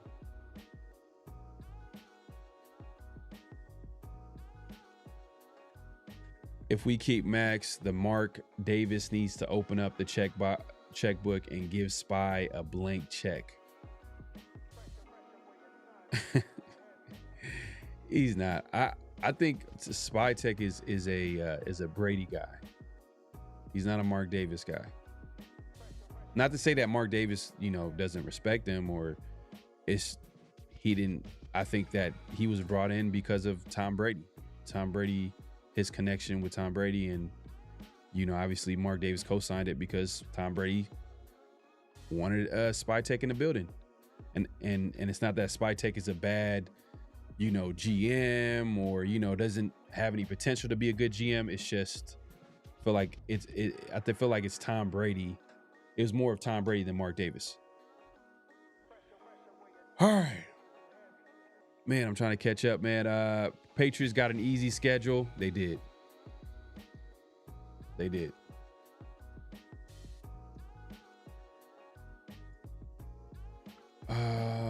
Man, nah, bro, we looking at a 4-year. Man, like, just look at the team. And I'm not, you know what? Look, I'm realistic enough to be like, you know what? I'm not going to say that this is like, they can't turn it around after 1 year, because if they can get a quarterback and that quarterback plays well year one, and you see how this year has went, like, there's a whole bunch of teams that has no business winning as much games as they have. That can't happen. But I don't think they should bet on it. I think the plan should be a long-term plan to getting better. Because some of the teams that were good last year, the surprise teams, right, that no one expected, right, what happened to them this year? You know, a good example is the Commanders. You know, they're getting exposed a little bit. You know, obviously they dealt with injuries, but also their roster is not as good as what people thought they were.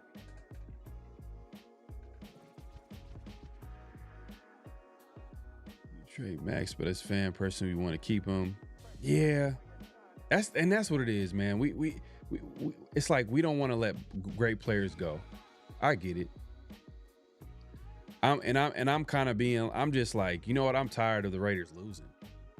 I'm just trying to figure out a way to build. I want to see a great football team. I don't want to see a team with one great player. I want to see a great football team with multiple great players. How do we get there? How do the Raiders get there? How do we see a great football team?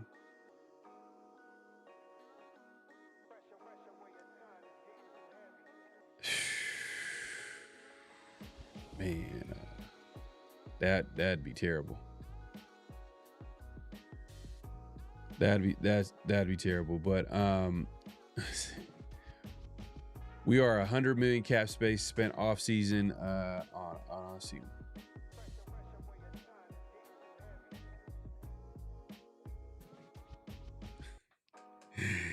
Man, but the thing is though, when you to capitalize on moves like this, you usually want to make these moves before you have to make the move. You know what I mean? You want to do it ahead of the time. That's how you can capitalize and get the best value. Because by next year, well, he's going to be 29, and you never know. Like maybe Maxx can get hurt. His production could be down, whatever the case may be. Maxx could push the team to a corner and like, I want to go to this team and that team. Then it makes it tough to trade him. And then what type of value you're going to get from him? Like, that's what you're risking. Man, like so you super positive. So you feel like the Raiders are going to win how many games next year?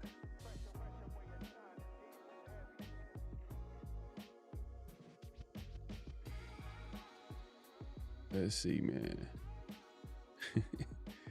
Raider fans should not compare our rebuild to the Pats Commanders. That's what I'm saying, man. Like, look at the talent.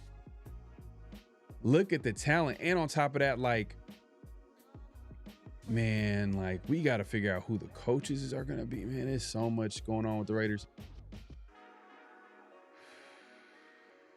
Yep. Man, the Browns just had a hell of a draft, too. Hell of a draft. Yeah. And that's a great point, DJ, is that like people always use that like, oh man, look at this team and they rebuilt it after 1 year. But what they don't understand is that they don't know that team from a talent perspective is completely different. Like, for example, we're playing the Giants this weekend, right? Identical records, 2-13. Both are 2-13 teams. But look at the Giants roster compared to the Raiders roster. Malik Neighbors. They have Malik Neighbors. Wendell Robinson is a solid player on that team. You got that defensive line. Crazy. Defensive line. They drafted that running back in the 4th round. They got talent everywhere. You know, obviously the quarterback, Jackson Dart. They got pieces that the Raiders don't have. And we'll see. We'll see this weekend. I mean, I'm kind of like feeling good after talking to after talking to Mike, who was a Giants fan, and he was able to like let us know that he feels like the Giants are gonna win this game, or at least try to win this game. So if that's the case, we need that. Chill Ray, how quickly the Raiders rebuild will depend on how well Spytek can draft.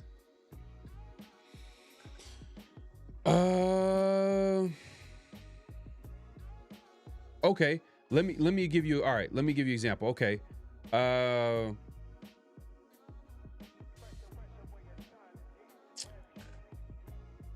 good example of that. Okay, Reggie McKenzie, 2014.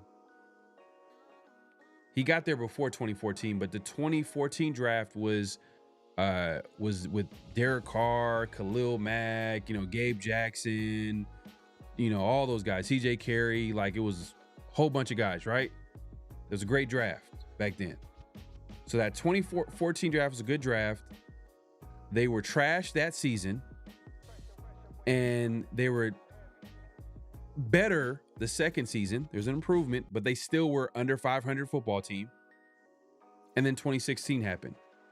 So does that count as a 2 to 3 year rebuild? Does that count as a 2 to 3 year rebuild? Because McKenzie drafted well, right?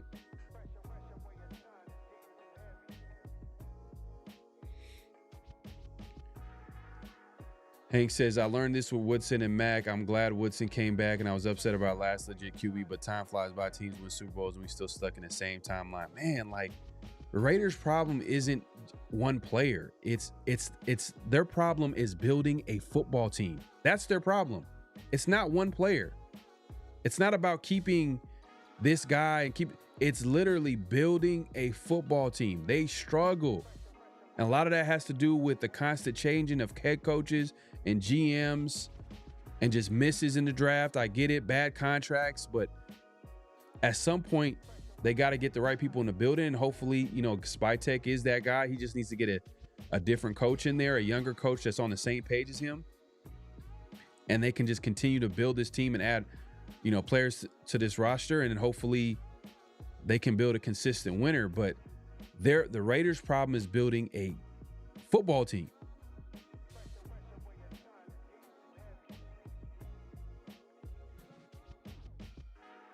The Raiders didn't trade Woodson. He left in free agency.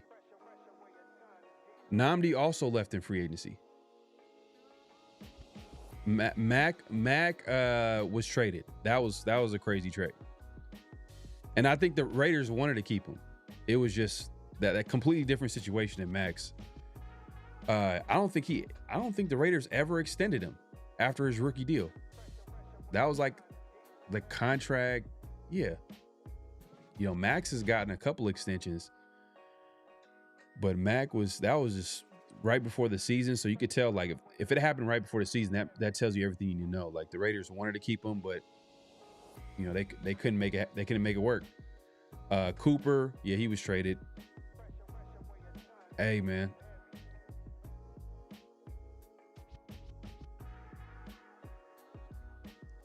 You got to get the right people. Just because, look, I don't like where you're going with this, because what you're saying is, just because a move is right. Let's say, because what Gruden realized is that once the Khalil Mack trade happened, you already knew the writing was on the wall. Like, they needed to tear this building down. And obviously Cooper wasn't working well with them, and they didn't. Whatever the case may be, it just didn't work with him. Cooper and him it just didn't work, right? So if that's the case, obviously they're heading for a rebuild. So they made a smart move in trading Cooper for a first-round pick. I don't have any problem with that. Now, you can argue Khalil Mack, that was tough, right? Thursday, I'm not gonna lie to you. I was like, man, losing Khalil Mack, your best player on your team, that's tough. I get it. But they made that decision. But just because it doesn't work out doesn't mean that it wasn't a smart move. Like, it wasn't a bad, like, just because it didn't work out, because I don't want like, fans will get into this where they will argue about something and be like, oh, well, what are we gonna do? It's not like we're gonna do anything with draft picks, but that's how you build a football team. It's through the draft. So it's almost like they don't really care about draft picks, because the Raiders obviously have struggled to do that in years past. It's like, I don't know, man. It's like a defeat mentality. Like, they're giving up already by saying, oh, well, we shouldn't draft guys because it just hasn't worked out in the past.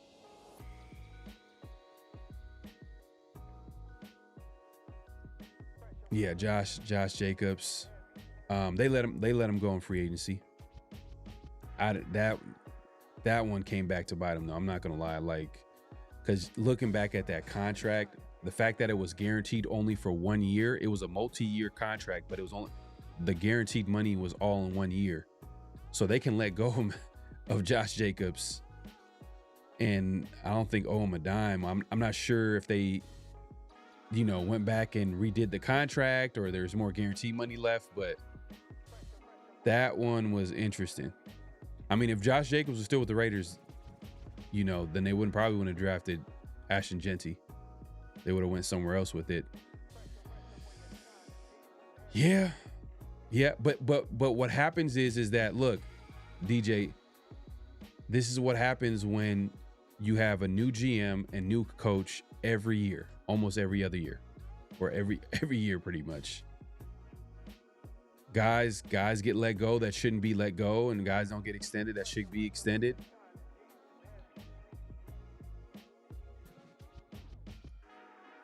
Yeah, I heard this, man. I don't know, man. That's a tough conversation to have.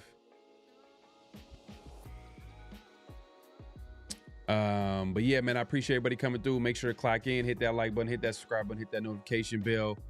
My guy Severe is having some technical issues, man. So we gonna rock it out without him, man. It's gonna just be me in the chat today. The night crew in the building. Appreciate y'all coming through. If you guys missed the interview earlier, we had Mike from the Pulse podcast. He's a Giants fan. Great conversation. And hey, man, like he feels pretty good that the Giants are gonna win this game, and that's good news for the Raider fans, because that means that the Raiders are one step closer to getting that #1 pick if that happens. So hopefully the Giants go into Vegas and win this football game. Let's see here. D-Mokes, it's not always about the money or picks. It's about sending a message. Can you elaborate more? What do you mean? Feel like I know what you're talking about, but I just what do you mean by this, D-Mokes? If the Raiders trade the #1 pick, try to go all in on 2027, there's no way Maxx is going to want to stick around. See, that's what I'm saying. Why are we making decisions off of one player? Who cares? Like, the Raiders are a football team. In order to win games, you need to have a football team. In order to win a Super Bowl, you need to have a good football team. You see what I'm saying? But I understand what you're trying to say, man. I'm just trying to speak to everybody here about how like Maxx is a great player. I get it, but like we're still the Raiders are probably going to finish 2-15. The Raiders finished 4-13 last year, and he's only getting older. He's only racking up some of these injuries. These injuries are mounting up year after year, and his play style is not going to help him out. Meaning playing every snaps is not going to help him out. Like, just look at the long-term aspect of it. Like, do you want to trade him when his value is down, or do you want to trade him when his value is higher? Like, you can get a big return if you're able to trade him now. Because he's obviously frustrated. Like, he left the building. Like, when he was told not to be out there. And I'm not saying that he was wrong. I'm not saying that he was wrong to feel that way. But what I'm saying is just there's a disconnect, because he wants to win now, just like Pete Carroll wants to win now. And the Raiders need to be set up to win later, not right now. My guy 805 in the building, man. Appreciate you coming through. What's good, Pharaoh? What's your worst half? Oh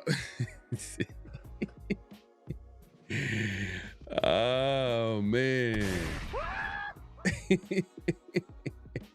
My guy Severe, man. He's having some technical issues, man. Hopefully we get him on. If not, we'll be back next week on the 50-50 show, man. My salute to my guy 805. You guys haven't subscribed to Real Talk Raider Nation, go ahead and subscribe to my guy on YouTube and follow him all over social media. Guy has great takes. Definitely check him out. But shots fired for sure. Nah, but that's his guy, man. He's just playing around. Let's see what we got in the chat here. Raider Way says we drafted. I know, but look at the setup though, Raider Way. Look at the setup. Who drafted him? Wasn't that John Gruden who was handed a 10-year contract? That's another thing too, and that's a whole different conversation. But I'll just say it right now: is that when Raiders consider the next head coach for this team, I want to stay away from the big names. Can the Raiders just stay away from the big names, because the Raiders are right now and are in no position for those guys, just because they're going to demand too much. And we've already been there, done that with giving coaches, power to make decisions in the draft and just having a lot of roster control. I just want a GM to be a GM and a head coach to be a head coach. Obviously, it's not about who has the most power. Just get Spytek, a guy that he can work well with, a younger coach, and just go from there. Because right now the Raiders need to add talent to this roster. They need to develop the talent, and that should be the goal right now. And obviously, eventually, long-term goal is to get to the playoffs and all that. But right now, we're starting from the ground up. Like there's no way that you go 2-15. Hope hey, we're hoping that we're going 2-15. Ain't that really crazy for me to say? I'm hoping that they go 2-15 so they can get the number 1 pick. But that's where we at right now. That's where the Raiders are at right now as a franchise. Trent says we need to get another pass rush opposite Maxx. Yeah, if we keep Maxx, for sure. If we don't keep Maxx or we keep Maxx, we need to get another. We got to get a pass rusher. Chandler Jones didn't work out. Couldn't stop the run. Kuntz got hurt. Yeah, for sure. And that's another. Yeah, Maxx does need help. If they keep Maxx, he does need help.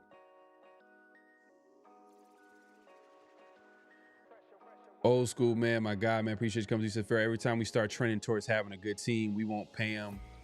Or we give them away." Yeah, but the reason why though, is because we have new guys in the building.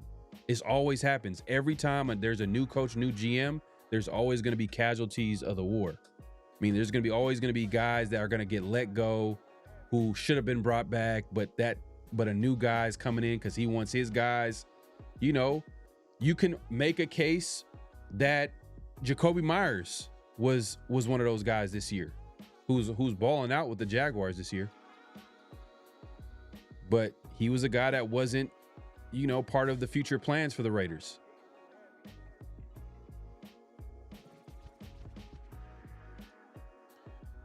Black Sales says, I think with the right move. So I asked him earlier, how many wins do you think we can win next year? Okay, I think with the right moves in the offseason, number 1 pick, the right coaching staff, we can be an 8-9 win team next year. And after still having Maxx in his prime for at least 2 more seasons. Whew, man. I like your positivity. I appreciate your positivity, man. We got to get you on here, man. Black Sales, man. We got to get you on here so we can chop it up for real. Appreciate you coming on, but man, yeah, I got to see how the offseason goes. I'm not going to say you're 100% wrong, but man, 8-9 win team. We'll see. I got to see the moves. I got to see what the Raiders do this offseason, but for sure, the trench has got to be a heavy emphasis or a theme of the offseason, starting with the offensive line. I want to see that upgraded. When you draft a running back number 6 overall, you gotta block for him. And if you're gonna draft a quarterback, you gotta protect him. So it just makes sense. That should be the first order of business. As a head coach, no. As an offensive coordinator, maybe. I'm not gonna lie, not even a maybe. I would highly consider that just because of his experience with developing quarterbacks. I mean, he was the reason why Jackson Dart got drafted to the Giants, and everybody's excited about Jackson Dart and his future. And then you think about Josh Allen. What got him to become a head coach was he was part of the coaching staff that brought in Josh Allen, developed Josh Allen to be what he was. I mean, a lot of people were like, "Oh, that's Josh Allen," but you guys remember when the Bills traded up to draft Allen, everybody was like, "What were they thinking? This guy needs a whole lot of work. He needs to develop and yada yada." And Dayball, he figured it out, and that coaching staff figured it out, as well as Josh Allen. And the rest is history. He's like a top 2 quarterback in the league. So Dayball, I'm not gonna lie, like having him in the building, he could help the Raiders identify the quarterback and develop the quarterback. Because I feel like that should be one of the biggest aspects to who they get at offensive coordinator, or if it's offensive head coach, should be QB development. And I'm not gonna lie, that run game. Which one of these offensive coordinators could develop the run game? Because you draft a running back at 6, we need to see that. We need to see the success. We need to see, hey, you invested something that high. You gotta see the fruits of that labor, man. We gotta see it play out the way we want to see it. Raider fans don't understand that there's supposed to be more than one great player.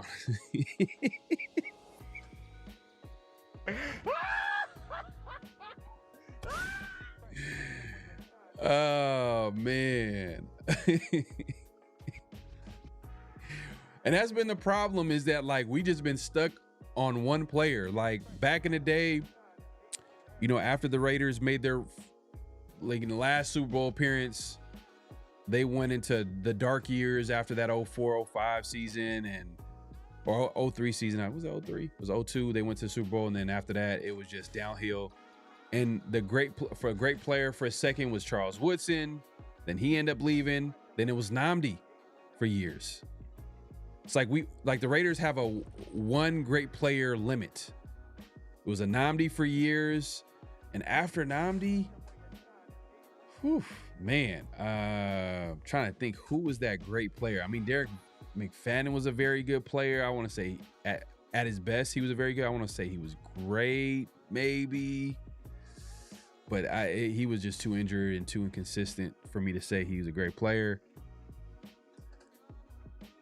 But Khalil Mack became that great player.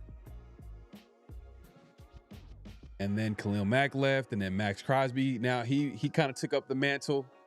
It's like we're just always stuck on one great player. But the best teams, the good teams, have multiple good to very good to great. Like they got talent everywhere. And that's the problem with the Raiders. They cannot build a football team. It's crazy.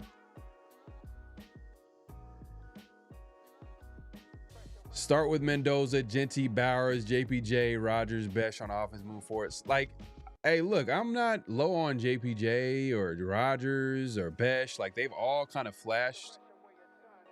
We just got to see them to continue to develop. But, man, it's going to be a new coaching staff coming in. Start with Mendoza. Got to load up on defense in second and third round. That's another thing. Defense need talent, you know. Because in the second round, I've been like doing little low-key mocks. I'm like, man, if the Raiders get one of these guards in the second round, or maybe a wide receiver, if you're going Mendoza high and giving him a big, outside receiver, maybe, if a Denzel Boston is there, or, a Chris Brazell is there, it's going to be hard to pass up on that. But realistically, we do need to address that defense. We need to add some more talent, because how many guys on that defense are free agents this offseason? How many of them are going to be coming back? Not a whole lot.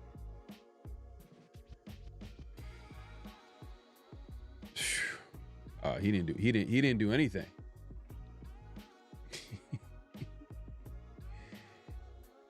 He didn't do anything, bro. He had his moments, but I think at that point he didn't fit that system, and he was kind of getting up there. I think he was kind of outside of his prime there. Gruden got a good conversation. Yeah, he did.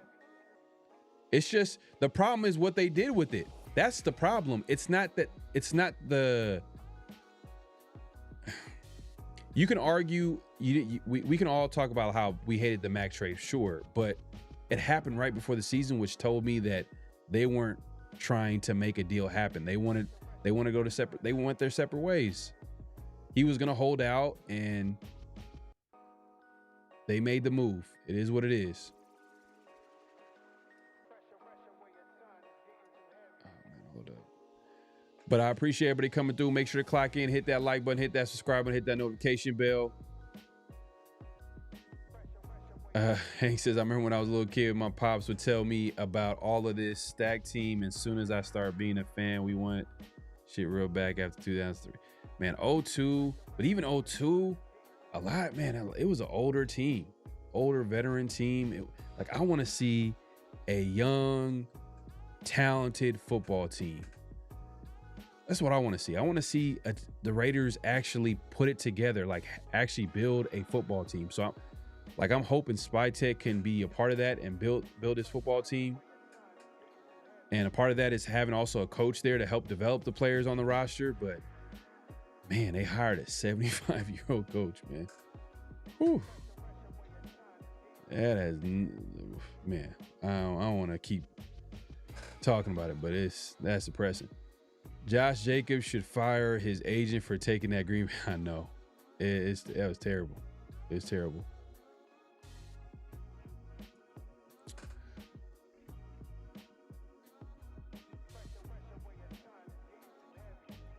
It's look, it's not even about who we're gonna get that's a great pass rusher. We got so many needs that we can go anywhere with it. We can go offensive line, we can go defensive line, we can go secondary, we can go wide receiver, we obviously quarterback. We got needs everywhere. And that's the point. That's the point. That's why I keep talking about the Raiders. When's the last time we seen a great football team? When's the last time we seen it? Man, shout out to my guy Black Sales Sports, man. Appreciate the support. Salute. After Gruden and McDaniels, I'm not giving any coach exactly. Thank you. We both agree on this. We go and that's why I'm against Tomlin. Tomlin's a great coach, and if he's available, I'm not saying he will be, but let's say if he is, because that was a rumor. That's the concern that I have. It's like, man, he's gonna come here. He's gonna want roster control. He's gonna want a piece of the Raiders. He's gonna want everything. The Raiders are gonna have no leverage, none whatsoever.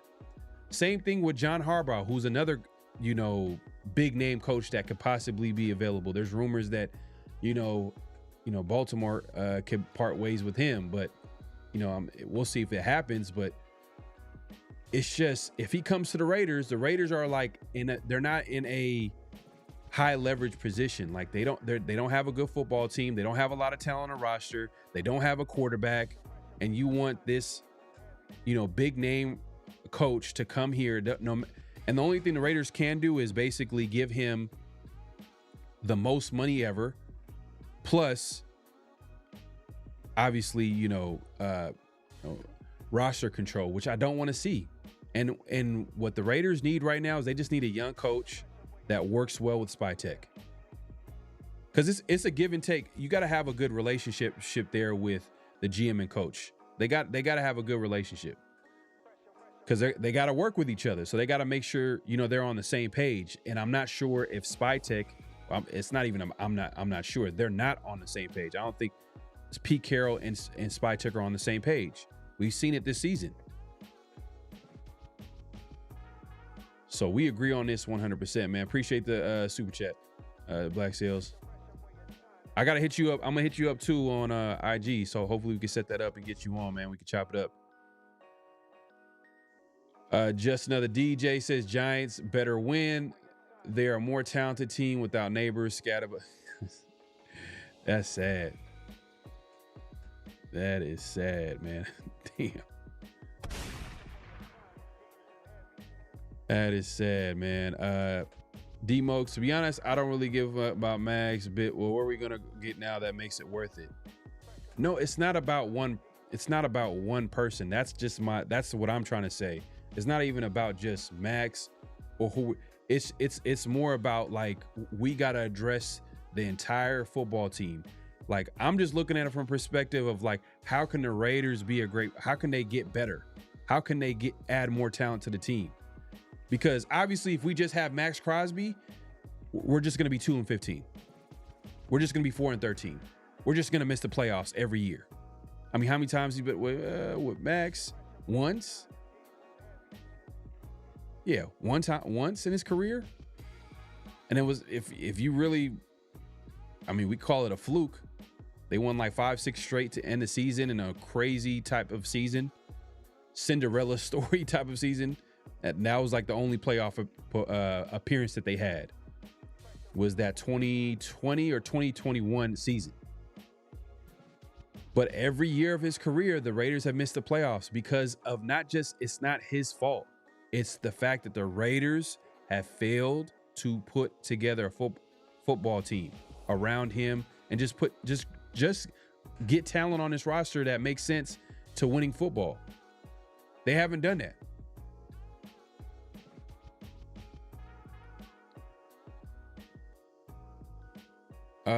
Let's see. Why can't we win 8-9 games next year? Our biggest problem was offensive line this season.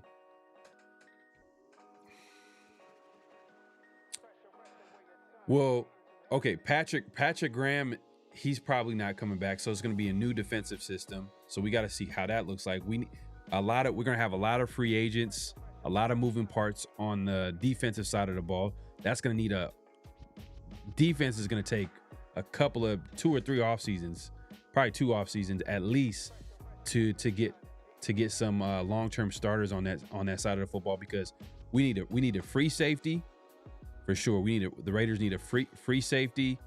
I'll say bring back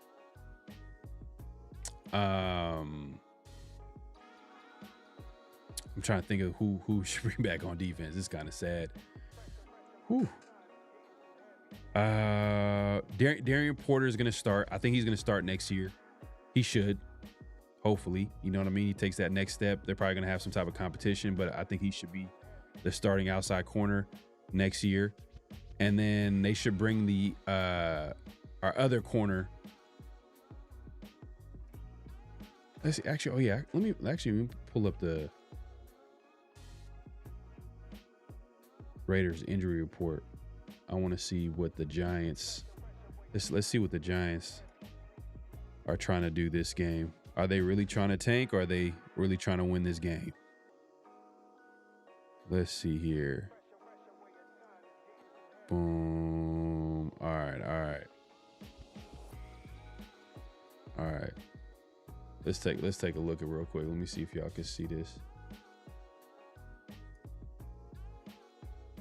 All right, cool. All right, so what we see here is the Giants. Boom. Let's see. Ooh, Evan Neal's trash. So they were trying to trade him. He ain't gonna do nothing. Offensive lineman. Andrew Thomas. Ooh, damn. Didn't like that. But hey, our D-line kind of questionable. Few guys.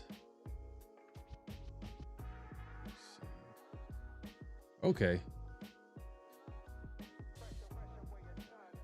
Some guy. Okay. They still got that D-line out there. That D-line's gonna be out there. Jackson Dart is gonna be out there. You know, so they still got their guys. They're gonna be out there. Andrew Thomas being out is like that's their left tackle, I believe. Left tackle, right tackle. Man, yeah, that's only the big name. Evan Neal, he's trash. Like I said, he wasn't gonna do nothing. All right. Hey, man. Hey, look, man. It looks like the Giants. You know, and just to put it into perspective, let's look at the Raiders real quick. Maxx, we just found out. Earlier today, he's gonna be out. Earlier this week, Brock Bowers and not Caleb, but Brock Bowers and Jeremy Chin were shut down. Jack Besh, does he even play? He's questionable. We'll see. Let the young guys play. Hopefully he plays. Get him some experience, get him some snaps. Colt Miller, who, Pete Carroll was like, oh, we're rushing. We're trying to get him back. We're getting him back. He's out. So that's good. Starting left tackle. So Forsythe's going to be going against this D-line. Even better. Oh, man, we just need to see the Raiders just, if you're going to lose right.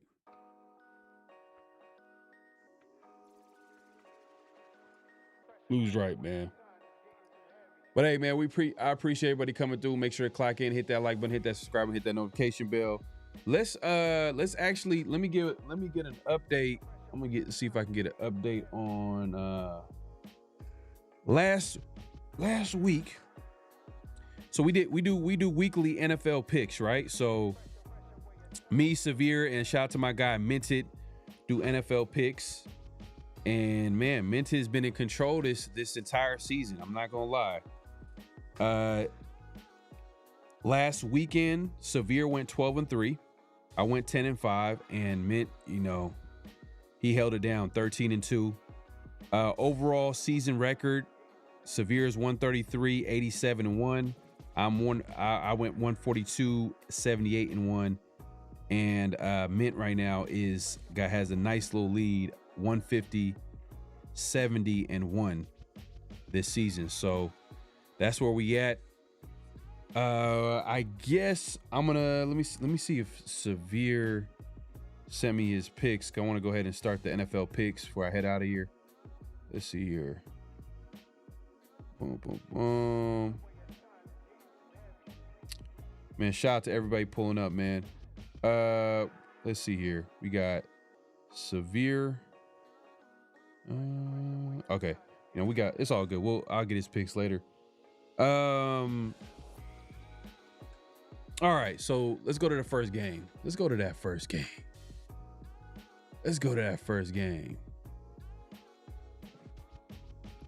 Oh, we got Saturday games tomorrow too. Texans and Chargers, Ravens and Packers. Ooh. Saturday football, NFL football. Okay.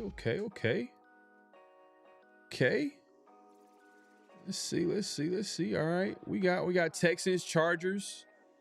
First game tomorrow. Ooh, this is a good game. Texans kind of like almost lost against the Raiders last week.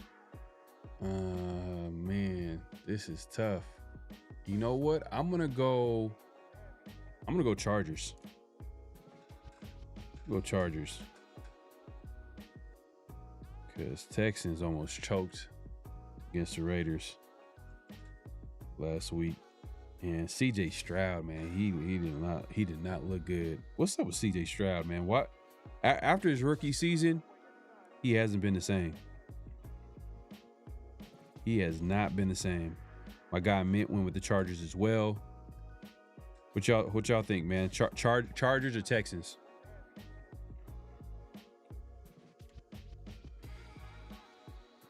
Let's see.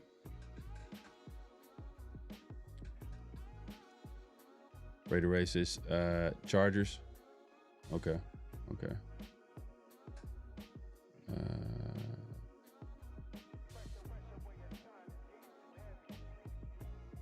All good, man. Appreciate you coming through.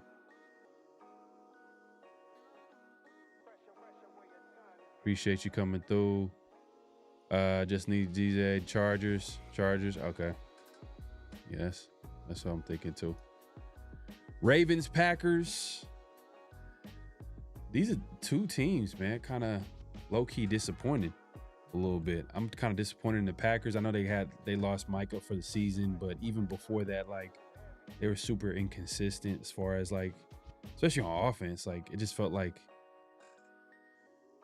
I don't know. I thought they were going to be better than what they showed this season, but they're still they're still in it. Ravens might be out of it. Honestly, I don't know if they've been eliminated yet, but Ravens season hasn't gone the way it's supposed to. They start off really rough this season. Man, I don't know if that's another thing that I wish we didn't get a chance to talk about, but Lamar Jackson, rumors about him getting traded. Would y'all be open to a Lamar Jackson trade? I mean, I know I would. I'll be honest with you. But man, I don't how would what would the trade look like for Lamar Jackson? That'd be crazy. I don't even think the Raiders could be in a position. I don't even think they would be in that. He's like 28, 29. Man, the Ravens will probably ask for like 4 or 5 first round picks. Yeah, I know. I was just like, bro, like he's a top 5 quarterback, man. Top 5 quarterback, multiple MVP winner. Man, imagine watching the Raiders with Lamar Jackson at QB. Every game would be like, man, so fun to watch. Oh, Raider Ray said, oh man, he pulled out the hell no to the no. Ravens Packers, man. I'm gonna go Packers. I'm gonna go Packers. Ravens is they out of it. Packers still in it, so I'm gonna go with the team that's still competing to stay in it. But even though Packers kind of been inconsistent though, man. God dang. Minty also went with the Packers. He not playing around. He making sure he picks these games correctly. All right. Packers, Harbaugh's getting exposed. They should have placed him with Mike McDonald. Damn. So DJ, you're not high on John Harbaugh? You don't think he's a good coach, or do you think it's time for him to move on? Like, is it like a change of scenery type of situation with John Harbaugh? Because man, the Ravens have been consistently good with him at head coach though. They just haven't won the big game in a while, but that's the only thing. Lamar is bottom of the league when it comes to pure throwing. Oh, no, what are you talking about, bro? No. Come on, man.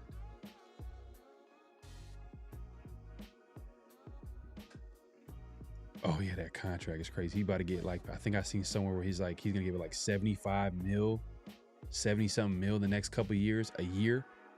It's crazy. I know. Man, his contract is tough, and it's more. It's for me. It's like what are they going to be asking for? They're probably going to be asking for Lamar Jackson. They're going to be asking for like at least 3 to 4 first round picks, maybe. LS in the building. Another Raiders shortcut for a player who has never got it done. Yeah, but he's better than, bro. He's better than anything the Raiders have had the last like 20 some years. Like he's, man, like instantly like instantly probably turned the Raiders into a playoff contender, because he just played that quarterback position is just. But then you got to look at it like, if you're going to trade for him, you're going to give up assets that would help build around him, cheap assets, because you're going to be paying him all that money. So it's like, damn, I don't even think the Raiders would even like make sense. It would have to be a team that's ready to win. The Raiders are not even close to that. So yeah, It was nice thinking about it, though. Seahawks, Panthers. Who you guys got? I'm going Seahawks, man. Panthers been one of them, like, man, like they'll win some games and they'll be, inconsistent. They're 8-7. But yeah, I'm not going against because I picked the Bucks last week against the Panthers and they won that game. But I'm gonna go Seahawks. Seahawks might make a run, man. They might make a run. I'm trying to think who else in the NFC. Damn, there's gonna be there's so much parity. Let's see, my guy Minted. See what he got. Boom, boom, boom, boom, boom, boom, boom, boom.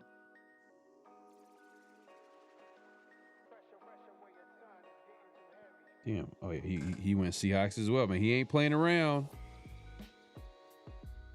I'm gonna have to change it up real quick. Let's see what everybody's talking about. I'm from Baltimore. He's past due. Is he done, DJ?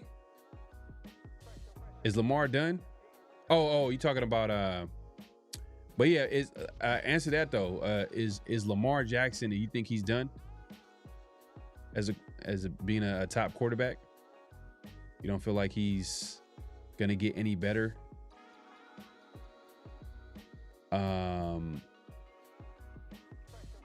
And as far as John Harbaugh, do you think he's a good coach? He thinks he could be a good coach somewhere else?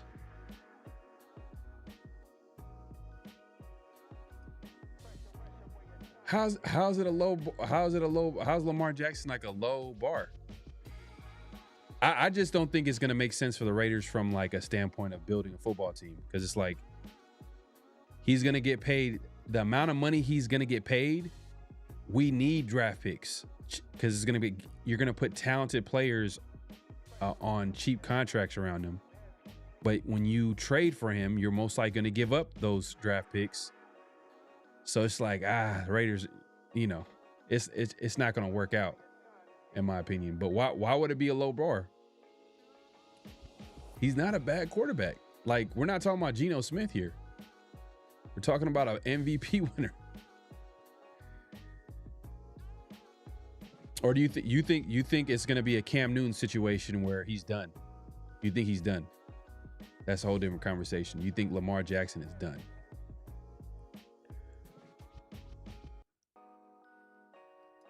Yeah, I don't think Lamar is done, man. Lamar is just him and Bowers. Exactly. He knows how to use a tight end too. Ooh. I agree. Yeah, I agree. We on the same page. Yeah, I don't think, yeah. I thought about it and I was like, yeah, it's not gonna work. It's not gonna work. Raider way, you got Seahawks. Show. We on the same page. If you're gonna trade for a QB, it might as well be Burrow, not Lamar. But damn, Burrow be getting. Damn, but what would that trade look like for Burrow? Like, damn. What would the trade for Burrow look like? Plus, his injury history is a little bit concerning. I'm not gonna lie. It's like, damn, like Raiders, like if the Raiders had a good, talented football team, this they can make that. Then a trade might make sense. Because a guy like Burrow or Lamar could put them over the top, can make them a great football team. Because you got a quarterback that, that's one of the best in the league. But yeah, man. You got Bengals. Oh, you ahead of the game. Okay. Bengals, Cardinals. Yeah, I got Bengals too. I got Bengals for sure.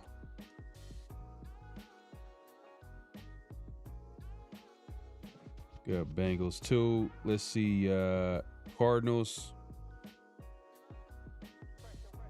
Whoa. Oh, okay. Minton. Like I said, Minton ain't playing around, man. I need to start picking some upsets here because he got the Bengals too.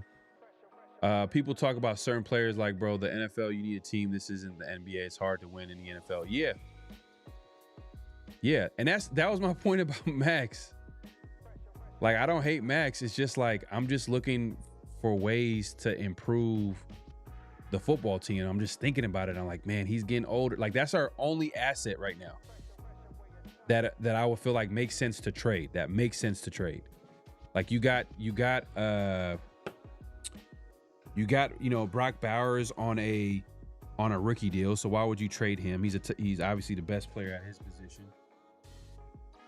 You got other players that are good that are on rookie deals. Like, why would you trade him? Like, that's exactly what you want. I mean, they're not as untouchable as Brock, but you guys get what I'm trying to say, right? But a guy like Maxx Crosby, the time is now to get the most value.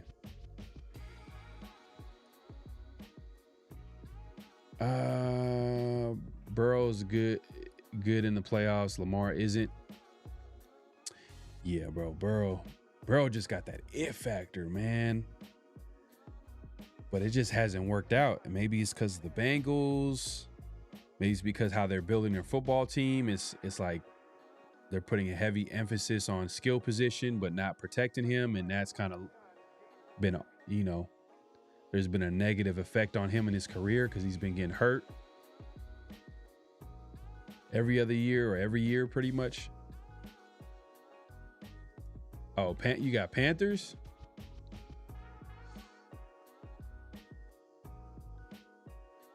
Okay.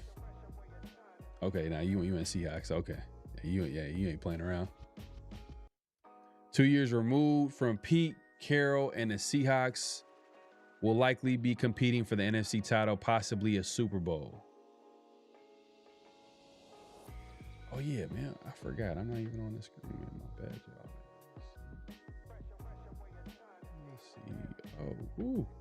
This is too big. How the hell are you? All right, boom. Let's go right here. 2 years removed from Pete Carroll and the Seahawks like me. Damn, yeah, they made that. See, you see how they made that move and everybody was surprised. Oh, the Seahawks have moved on from Pete Carroll. But they did it before it got really, really bad. And that's what you're supposed to do. You do it before something happens, not when it happens. Oh, man. Everyone thought the Panthers would suck ass, which I don't blame them. Hey, man, I like their coach, man. I was looking at him as like a possible, offensive coordinator if he was, because they were saying he was on a hot seat and the owner has kind of like he's been erratic in the past. So I was thinking hey, maybe if they get rid of their coach, Raiders can look to him as an OC because he has connections to Pete Carroll, but that whole thought process is out the window because Pete Carroll shouldn't even be coming back as anything with the Raiders. Let's see. Ooh, damn.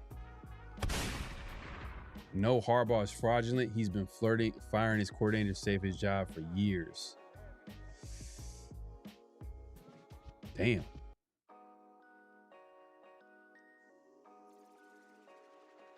And Ravens just don't fire coaches like that. Like the Raiders would have been fired him.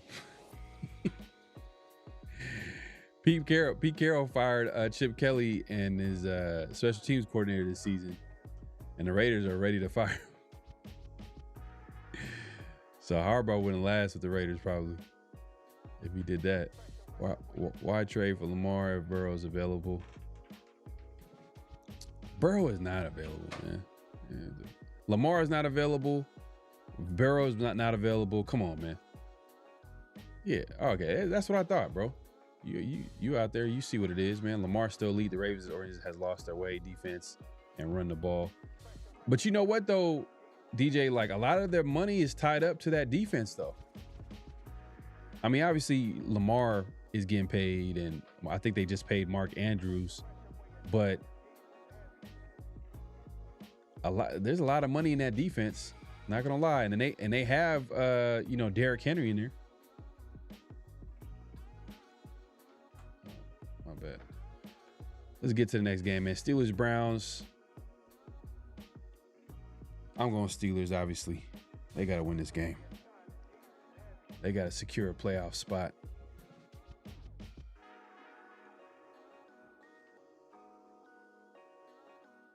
My guy Minted. I don't think Burrow's 3 firsts, man. I do not think Burrow's 3 first-round picks. I think it's more. Come on, man. That's top 5. Top 5. And I think Burrow's still in his 20s. I mean, he's been hurt. That's the only thing that, like, I can see a team saying, like, talk about his injury, but, like, man.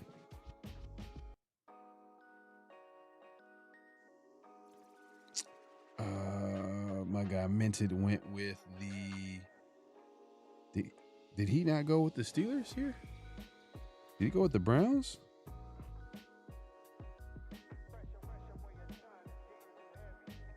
Oh, he went with the Browns. Oh, DK is out. Huh. I already picked the Steelers. But damn, DK is out. He's out this game, huh? Burrow probably 3 firsts. Nah, I think it's gonna be more. Jackson's as good as we thought. Fool's gold. Nah, Lamar is good, bro. Come on, man. Come on, bro. We're just not in a position. We're not in position to trade for Burrow or Lamar. This sucks. Because how are we gonna build a team? We're just gonna come here with nothing? I've seen Raven fans on Twitter say Lamar ain't the problem. It's the front office and coaching staff. Okay. It's low-key bad right now in Baltimore. The talent's been hiding how bad the team is being mismanaged. Wow. I just know the Ravens kind of have, like, when they've gotten to the playoffs, they've kind of choked. Jackson is Vic 2.0. We love him, but you get used to never getting there. Man, I mean, I can't argue with you, obviously, because they haven't gotten there, but maybe a change of scenery or a new coach. That Ravens job is going to be a top job. That's going to be a top job for sure. If it's available. I keep hearing guys talk about players. What about our trash system? How team is ran? It all starts at the top. Yeah, facts. Facts. Panthers need this upset. Damn. Yeah, I probably should have went to Panthers. I need upsets too. God.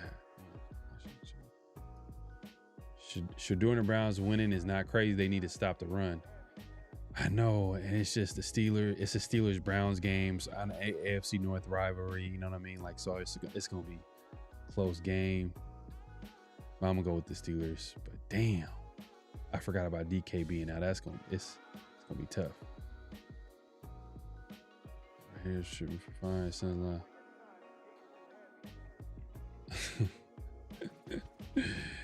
Raiders should make Pete Carroll fire his sons live on TV. Then after Mark Fly Pete gives the fans what they want. Then Mark fires Pete. You remember when Mark had Del Rio announce his firing? That was some ruthless. He's all like, Del Rio, yeah, you're fired. And can you go ahead and tell the media that you're fired?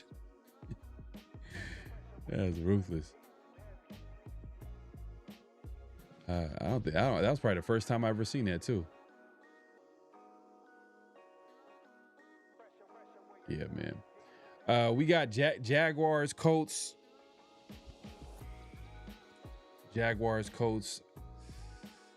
Obviously, Colts need this, but Jaguars are on fire. I ain't going against the Jaguars, man. Liam Cohen, man. Who would have seen that coming? Duval. Who would have seen that coming? Mint also goes to the Jaguars, man.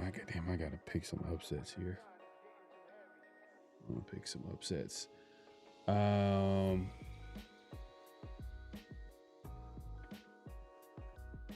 Bucks, Dolphins. Bucks need this, but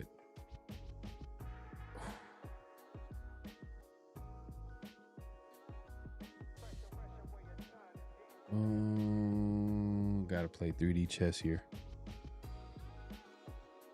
Yeah, I'm going Bucks. Let's see. Let's see who Minton went. Oh yeah, man. You retweeted that the other day. I gotta watch the full interview. I don't know if it was longer than that. That's crazy. Apparently, Dario said Mark told him he was interested in Gruden. Damn. See, Mark is like ruthless in different ways. Like he's ruthless, and when it comes to like coaches and stuff like that, like he's crazy. But like when it comes to players, he's a little too attached. It feels like.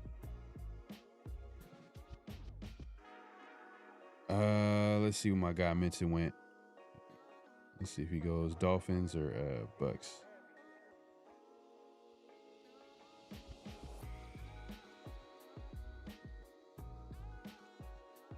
Oh, he went Bucks.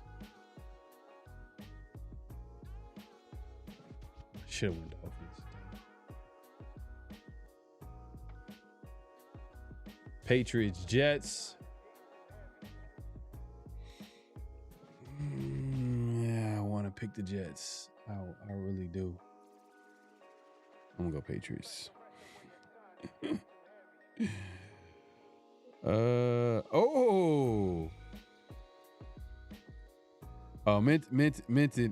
He meant it disrespectful. He picked the Jets. Oh, you're so disrespectful, Minted. If you're watching this, he's that's like I'm winning this thing no matter what. I'm picking the Jets. That's crazy. He picked the Jets over the Patriots. Y'all got the Bucks.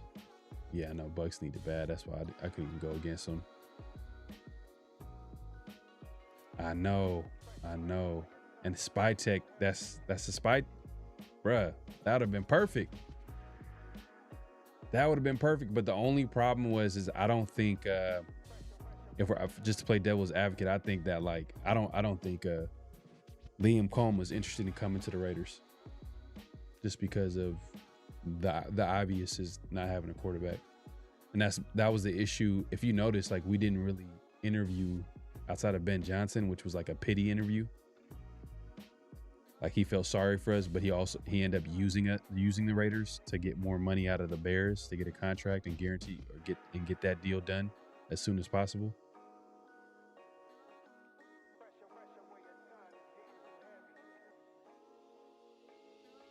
I know, Hank. That's just, you already know, man. That's the elephant in the room. Saints, Titans. Both teams low-key kind of been playing better. I know the Titans had a strong win last week, but I'm going to go Saints, man. Saints been balling with Tyler Shuck. Let's see what my guy minted.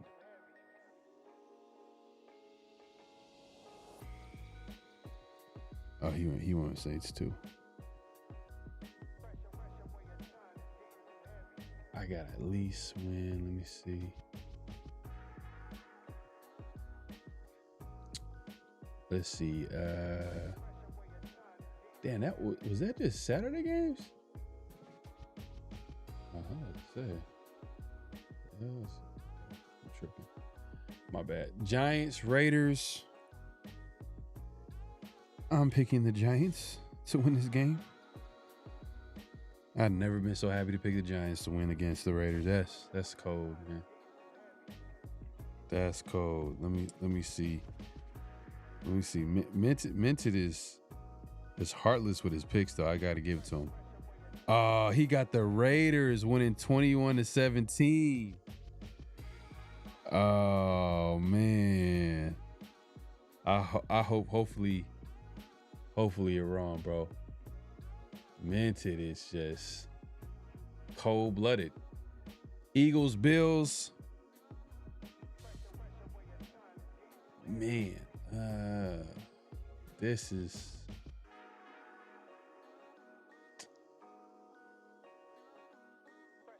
I'm going Bills.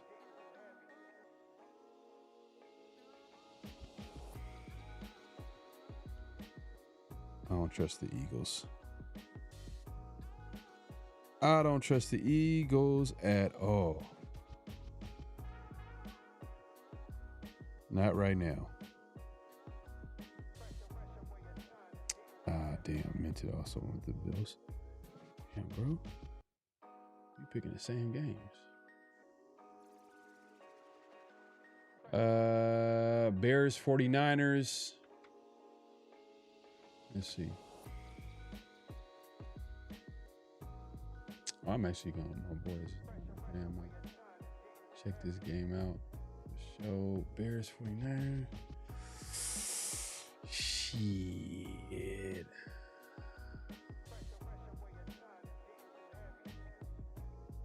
Ooh, man, this actually might be. This is a good game. I'm going 49ers, man. I ain't gonna lie. Kyle Shanahan's doing a great job over there. We need a coach like Kyle Shanahan.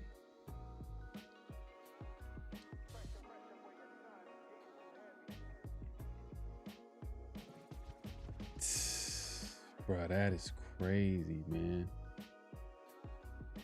What is that? That is kind of dysfunctional. I'm not gonna lie. That's super dysfunctional, bro. And he gives him a 10-year contract. Oh man, Mark does not know what he's doing.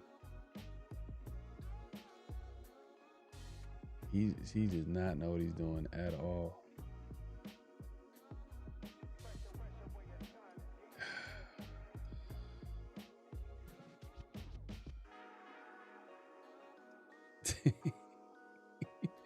Bro, he loves P.F. Chang's. Q in years time in Miami? Yeah, that's gonna be nasty.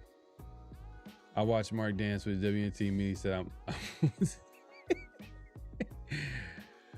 that's funny. Jacoby, the Jags, best player. We making teams with. Damn, like he is. Damn, he literally has sparked that team. Took the Titans last week, so this week the Titans. All right. Saints have shown they can compete. Yeah, man. Tyler Shuck, bro. And hell of a job by the. See, that's what it is. When you get a guy that can develop the quarterback position, another head coach. He had, Jalen Hurts playing well. Same thing with Steichen, like guys like that. It's like it's really a competitive advantage. Mark Davis is trash. Yeah. Giants. One day Mark might be forced to sell the team. You can't even you can't even bet on it. But Eagles, Josh Allen ain't 100%. Oof. Damn, I should have went that direction. Bills win the Super Bowl finally. Yeah, that would be crazy. Actually, that'd be good for football. I ain't gonna lie. Like they went to the Super Bowl for 4 or 5 times in the 90s and didn't win one, and they've never won a Super Bowl. That hurts. Oh, that hurts. But I've never wanted to see the Raiders win the Super Bowl, so that also is kind of disgusting too. Y'all got Bears. I got the Niners. Let me see. My guy Minted. Who'd he go with? He went Bears. Got another upset. I'll take it. The Bears That's what I'm saying, bro. Kyle Shanahan this year, like the NFL's been bad, but also Kyle Shanahan, and the Niners, he got them playing really good football with all the injuries that they had to deal with, especially early on. Jacoby Myers, Shea falls on Spy Tech. Yeah, that's on Spy Tech. It's on Spy Tech, but it's like, man, like they're thinking long term, bro. It was a long term move. They're not thinking right now with Jacoby. They're thinking down the road, and they addressed that position in the second round with Besh, and hopefully he develops, and then we'll go from there. We'll see what happens, but yeah, if you want to say it's on Spy Tech and say it's a bad move right now, okay, but I want to give it time before I judge the Myers situation. Because if Besh starts playing well, and obviously the Raiders kind of like, we all know that their window, this is a rebuild process. It's going to take longer than just 1 year. And I'm telling you, bro, just look up and it's funny. I just stumbled upon it. I was just looking at the top receivers of all time, and I just noticed certain guys, the exceptions to the rules, that they played better, or they were still productive, or played pretty well into their 30s. And a lot of guys, top guys, once they hit 30, they were done. They were not the same player. Productive player. Let's see. Jacoby Myers falls on Spy Tech and lost the trade of 10 legs. Spy Tech's good, man. It's early, bro. It's year one. Come on, man. We can't fire. I'm not for firing a coach after 1 year. I'm definitely not for firing a GM. That will set your team back. That's the reason why you could argue. That's the reason why Myers ain't back. It's because Spy Tech is the new guy on the block, and he wants to build it in his own way, and some guys are going to be casualties of that. Spy Tech has failed our fan base. Boom, boom, boom. My guy Solo Empire in the building, man. Appreciate you coming through. So I'm not gonna lie, I'm not that impressed with Mendoza. Yeah, bro, it's just not the most exciting quarterback class. That's it's a good argument, bro. It is not exciting at all. That's why, hey, keep this between me. Whoever watching this, I like Brendan Sorsby, and I'm not saying taking him in top 3 or whatever.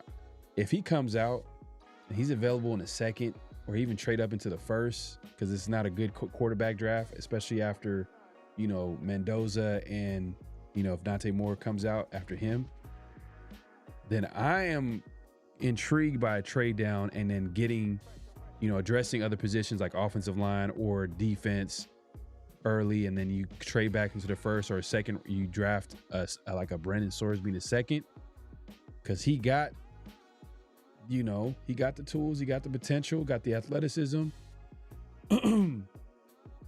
But just to play devil's advocate with Mendoza, he's checked every box, bro. Almost every box. He's played well against good teams. He's played big in big moments. His arm is good. He got a good arm. Good arm.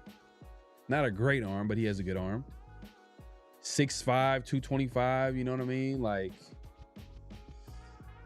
And I feel like he's going to be a guy that, I think he's a safe pick out of the quarterbacks that I mentioned, like the Dante Moores, even Brendan Sorsby. I said later on in the draft, if he comes available, I know he's considered, he went into the transfer portal, but he's considering the NFL. So I'm sure he's probably trying to see hey, if he can go in the second or first, might be a good time to enter the NFL, go to the NFL. Who's your guy, Solo? Who do you like? Let me know, man. Let me know in the chat. Yeah, I got the Niners, bro. For sure. All right, let me get to the Rams Falcons. It's an easy one. Falcons. No, I'm just playing. Rams. Let's see. Let me see my guy. See my guy minted. Let's see what he got. Let's see. Minted. He got the Rams. All right, bro. And yep, that's pretty much it for NFL picks, man. Appreciate everybody coming through. Make sure to clock in. At this point, clock out. Hit that like button, hit that subscribe button, hit that notification bell. Yeah, salute, man. Yeah, man, I'm doing a solo, rocking it out solo today.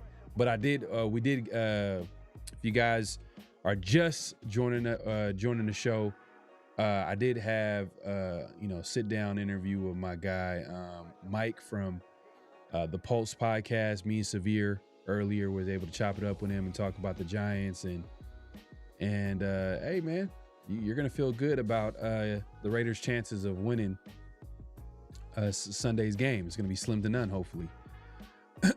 But definitely check out the replay for that. Yeah, I wasn't mad at the compensation. I feel like we could have got more, but you know how it is, man. When you're trading a guy like around that time, and like I'm saying, like, if you wait to the last minute, you're not gonna get the best deal. If you trade early, you're gonna get the best value. If you trade late, then you're not gonna get the best value. But I think that I thought Spytek kind of like, he actually got a compliment from the GM for the Jaguars, saying that like he did not know that the Raiders were looking into trading Jacoby until the very last minute, which I think helped Spytek get like that 6th round pick. So we'll see, man. I think with GMs, you gotta evaluate them within like at least like a 3 to 4 year span. Like, you can't just fire a GM after 1 year, because a lot of the moves they're looking at from a long-term perspective.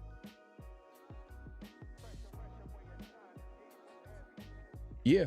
Well, I said 5 earlier in the season. I said 5, and I know everybody went crazy. Like, 5? Like, what?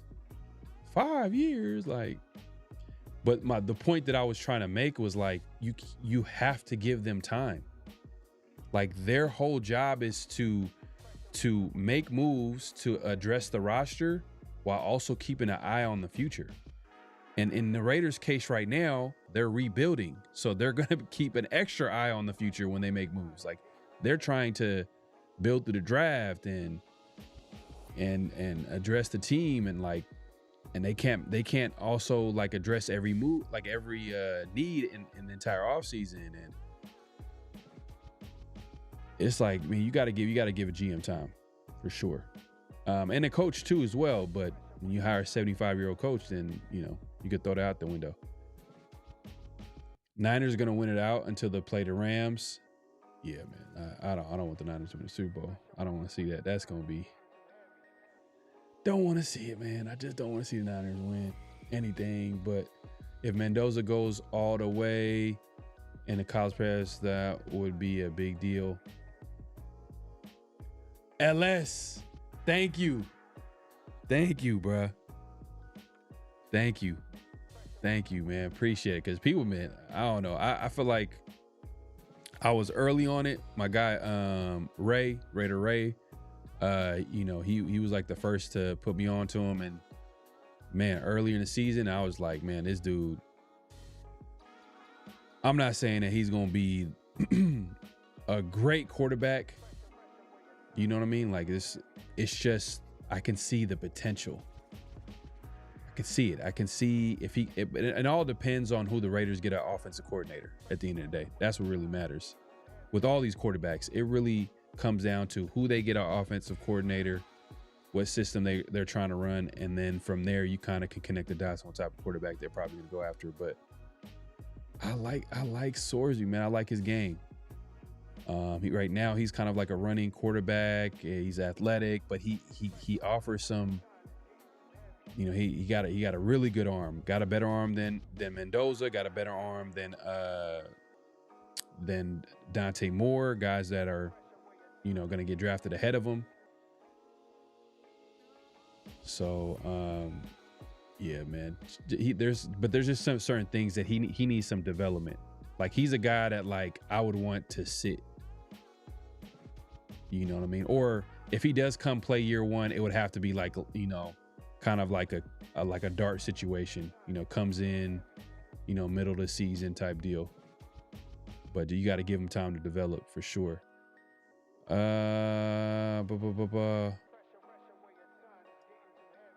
Yeah. Which is cool. It's fine, man. It's fine. I'm not like, Mendoza is the safe pick, bro. Like, if the Raiders get their one pick and they get Mendoza, it is what it is. I'm not mad at it. Dante Moore scares me though. I ain't gonna front. He scares me because it's his experience. And when I looked up like quarterbacks with less than 20 starts from the last 20 years, it's not a lot of good successful ones. And if there are any that are close to it, maybe more than 25 stars, maybe more than 20 starts, maybe like around 25, it's still not good. But then you got like Sam Darnold, who's able to like be good after like how many teams has he played for now? So it's like, man, like I don't know if the Raiders should do it with him. And I'm only saying Sorsby because at least you draft him later. Like, that's a good, you'll be able to address another position high in the draft, and then also get a quarterback pretty much 2014. Just think 2014 draft, and that's what Sorsby can be.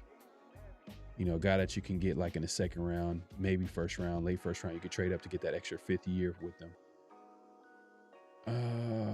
Man, I'm trying to catch up, man. Appreciate everybody coming through, man. I'm trying to address some of these. Firing GMs all the time is worse than firing coaches. That's what I'm saying, bro. Exactly.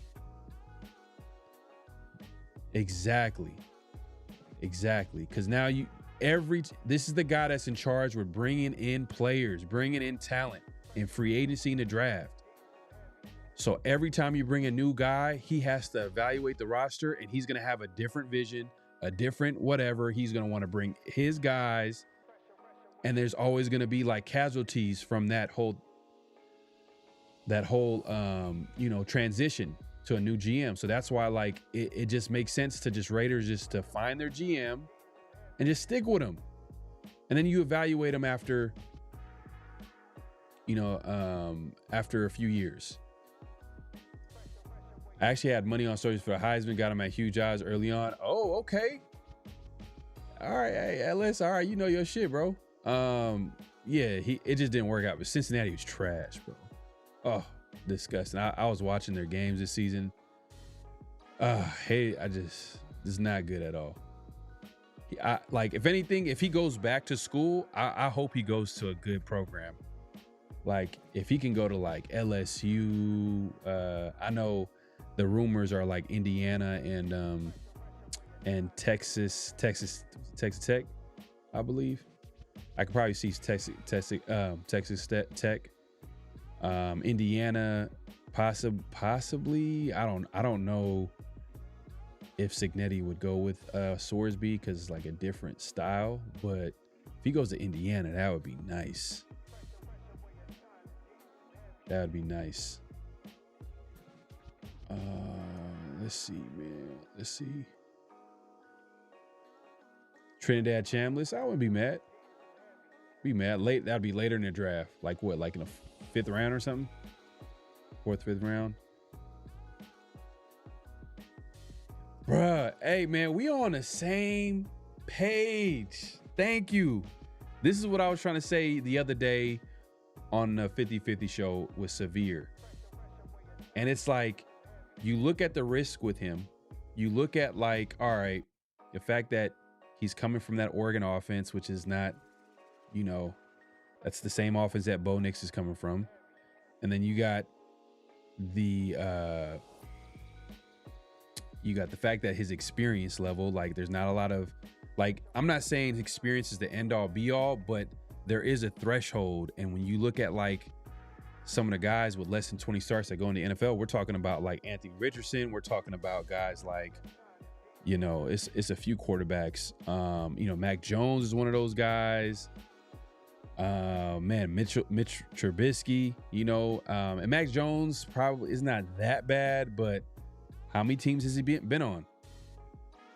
You know, so it's just, that's what I'm saying. And are the Raiders set up for that? Do you trust the Raiders to develop a quarterback and have him sit on the bench for 2 years? I feel like Mendoza would be the pick if they went with a quarterback early.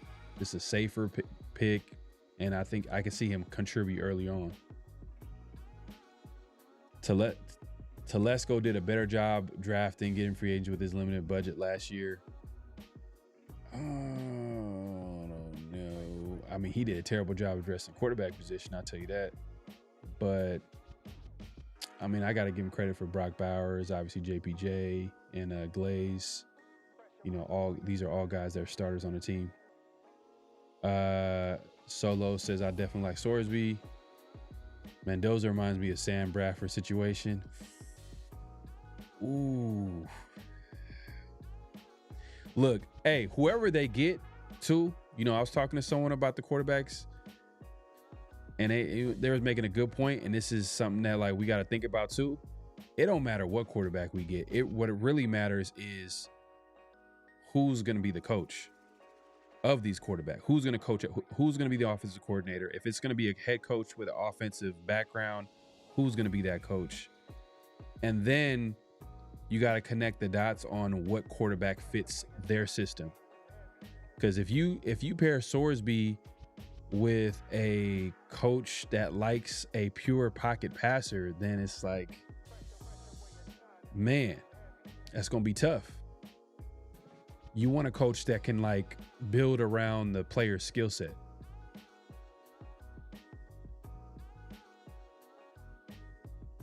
Mitch is scared to pick his QB this year after telling Raider fans they don't know ball for not backing Minshew face. I don't know. Oh, bro, I'm telling you, man. I'm telling you. His release, his arm, his athleticism, like he's like 6'3", 230. Or no, he's not 6'3", 6'3", 230. He's like, yeah, I think he's like 6'3", 230, 6'3", 6'4", 230. Big arm, quick release. Like, mobility is crazy. Man, I don't want to say he's Lamar Jackson, but he's like, it kind of surprises you a little bit. Like he runs like a 4.5, I think. 4.5, maybe 4.6, but he's definitely like faster than Mahomes. You know, his little brother is next in line to start Indiana. Okay. I just seen rumors, that's all. I'm not saying there's nothing you know, concrete. I think I'd rather draft Drew Aller if we don't get Mendoza. Oh man, Drew Aller, I want to like him, like love him, but it's just he's a guy that's like 4th, 5th rounder, to be honest with you. It's crazy. If he would have came out last year, he would have went in the 1st round. That's the crazy part, Drew Aller. So some of these guys that staying in college, that's what they risk, is like it's a possibility they can lose like their draft status, or their draft stock can go down. But Aller right now, I wouldn't touch him in the 1st round, 2nd round, 3rd round. Not gonna lie, man. 4th, 5th, okay. 4th, 5th. I mean, Raiders drafted Aiden O'Connell in the 4th round, so we can draft an Aller who's way more physically gifted than Aiden O'Connell. Like, I wouldn't mind on that gamble in the 4th. And the Raiders have like what, 3 4th rounders? I wouldn't mind that. Mendoza seemed like a Brady guy too. Yeah, for sure. I can see that too. That's what I said. I said that early on. I was like, man, Mendoza just fits. It just seems like Mendoza fits what Brady's looking for.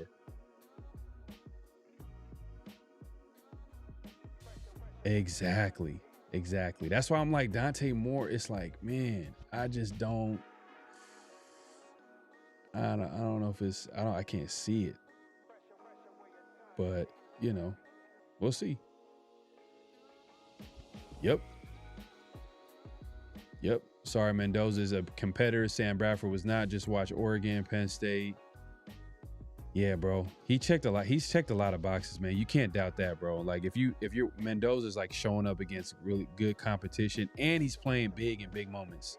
And that's what you want to see from a quarterback, especially coming from college too. So, last 2 minutes of the game, last drive, game winners, clutch throws, big time throws. Like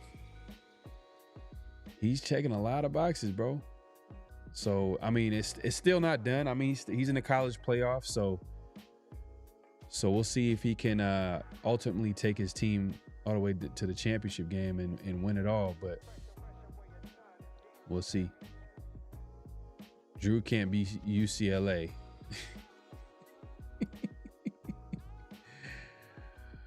Yeah, he has his own issues too.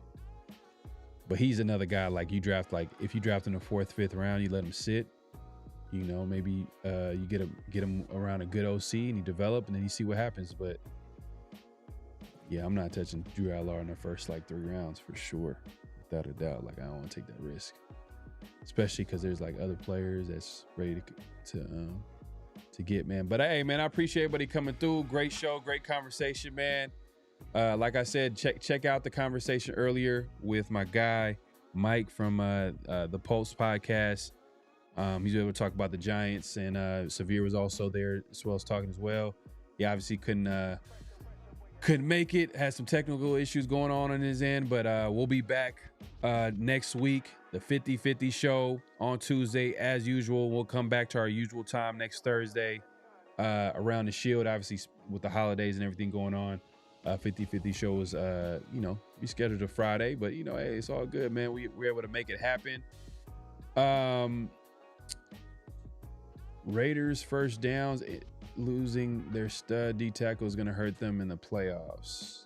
Indiana losing their stud D tackle is going to hurt them. Yeah, they got some injuries. And that's the thing too. Mendoza kind of dealt with injuries too. I know a lot of people like to talk about like, hey, he got some pieces on offense, but I think Cooper, I don't know if he's healthy, but he went down. I know Surratt was gone for like a month, the wide receiver, so he was able to deal with that and still be productive.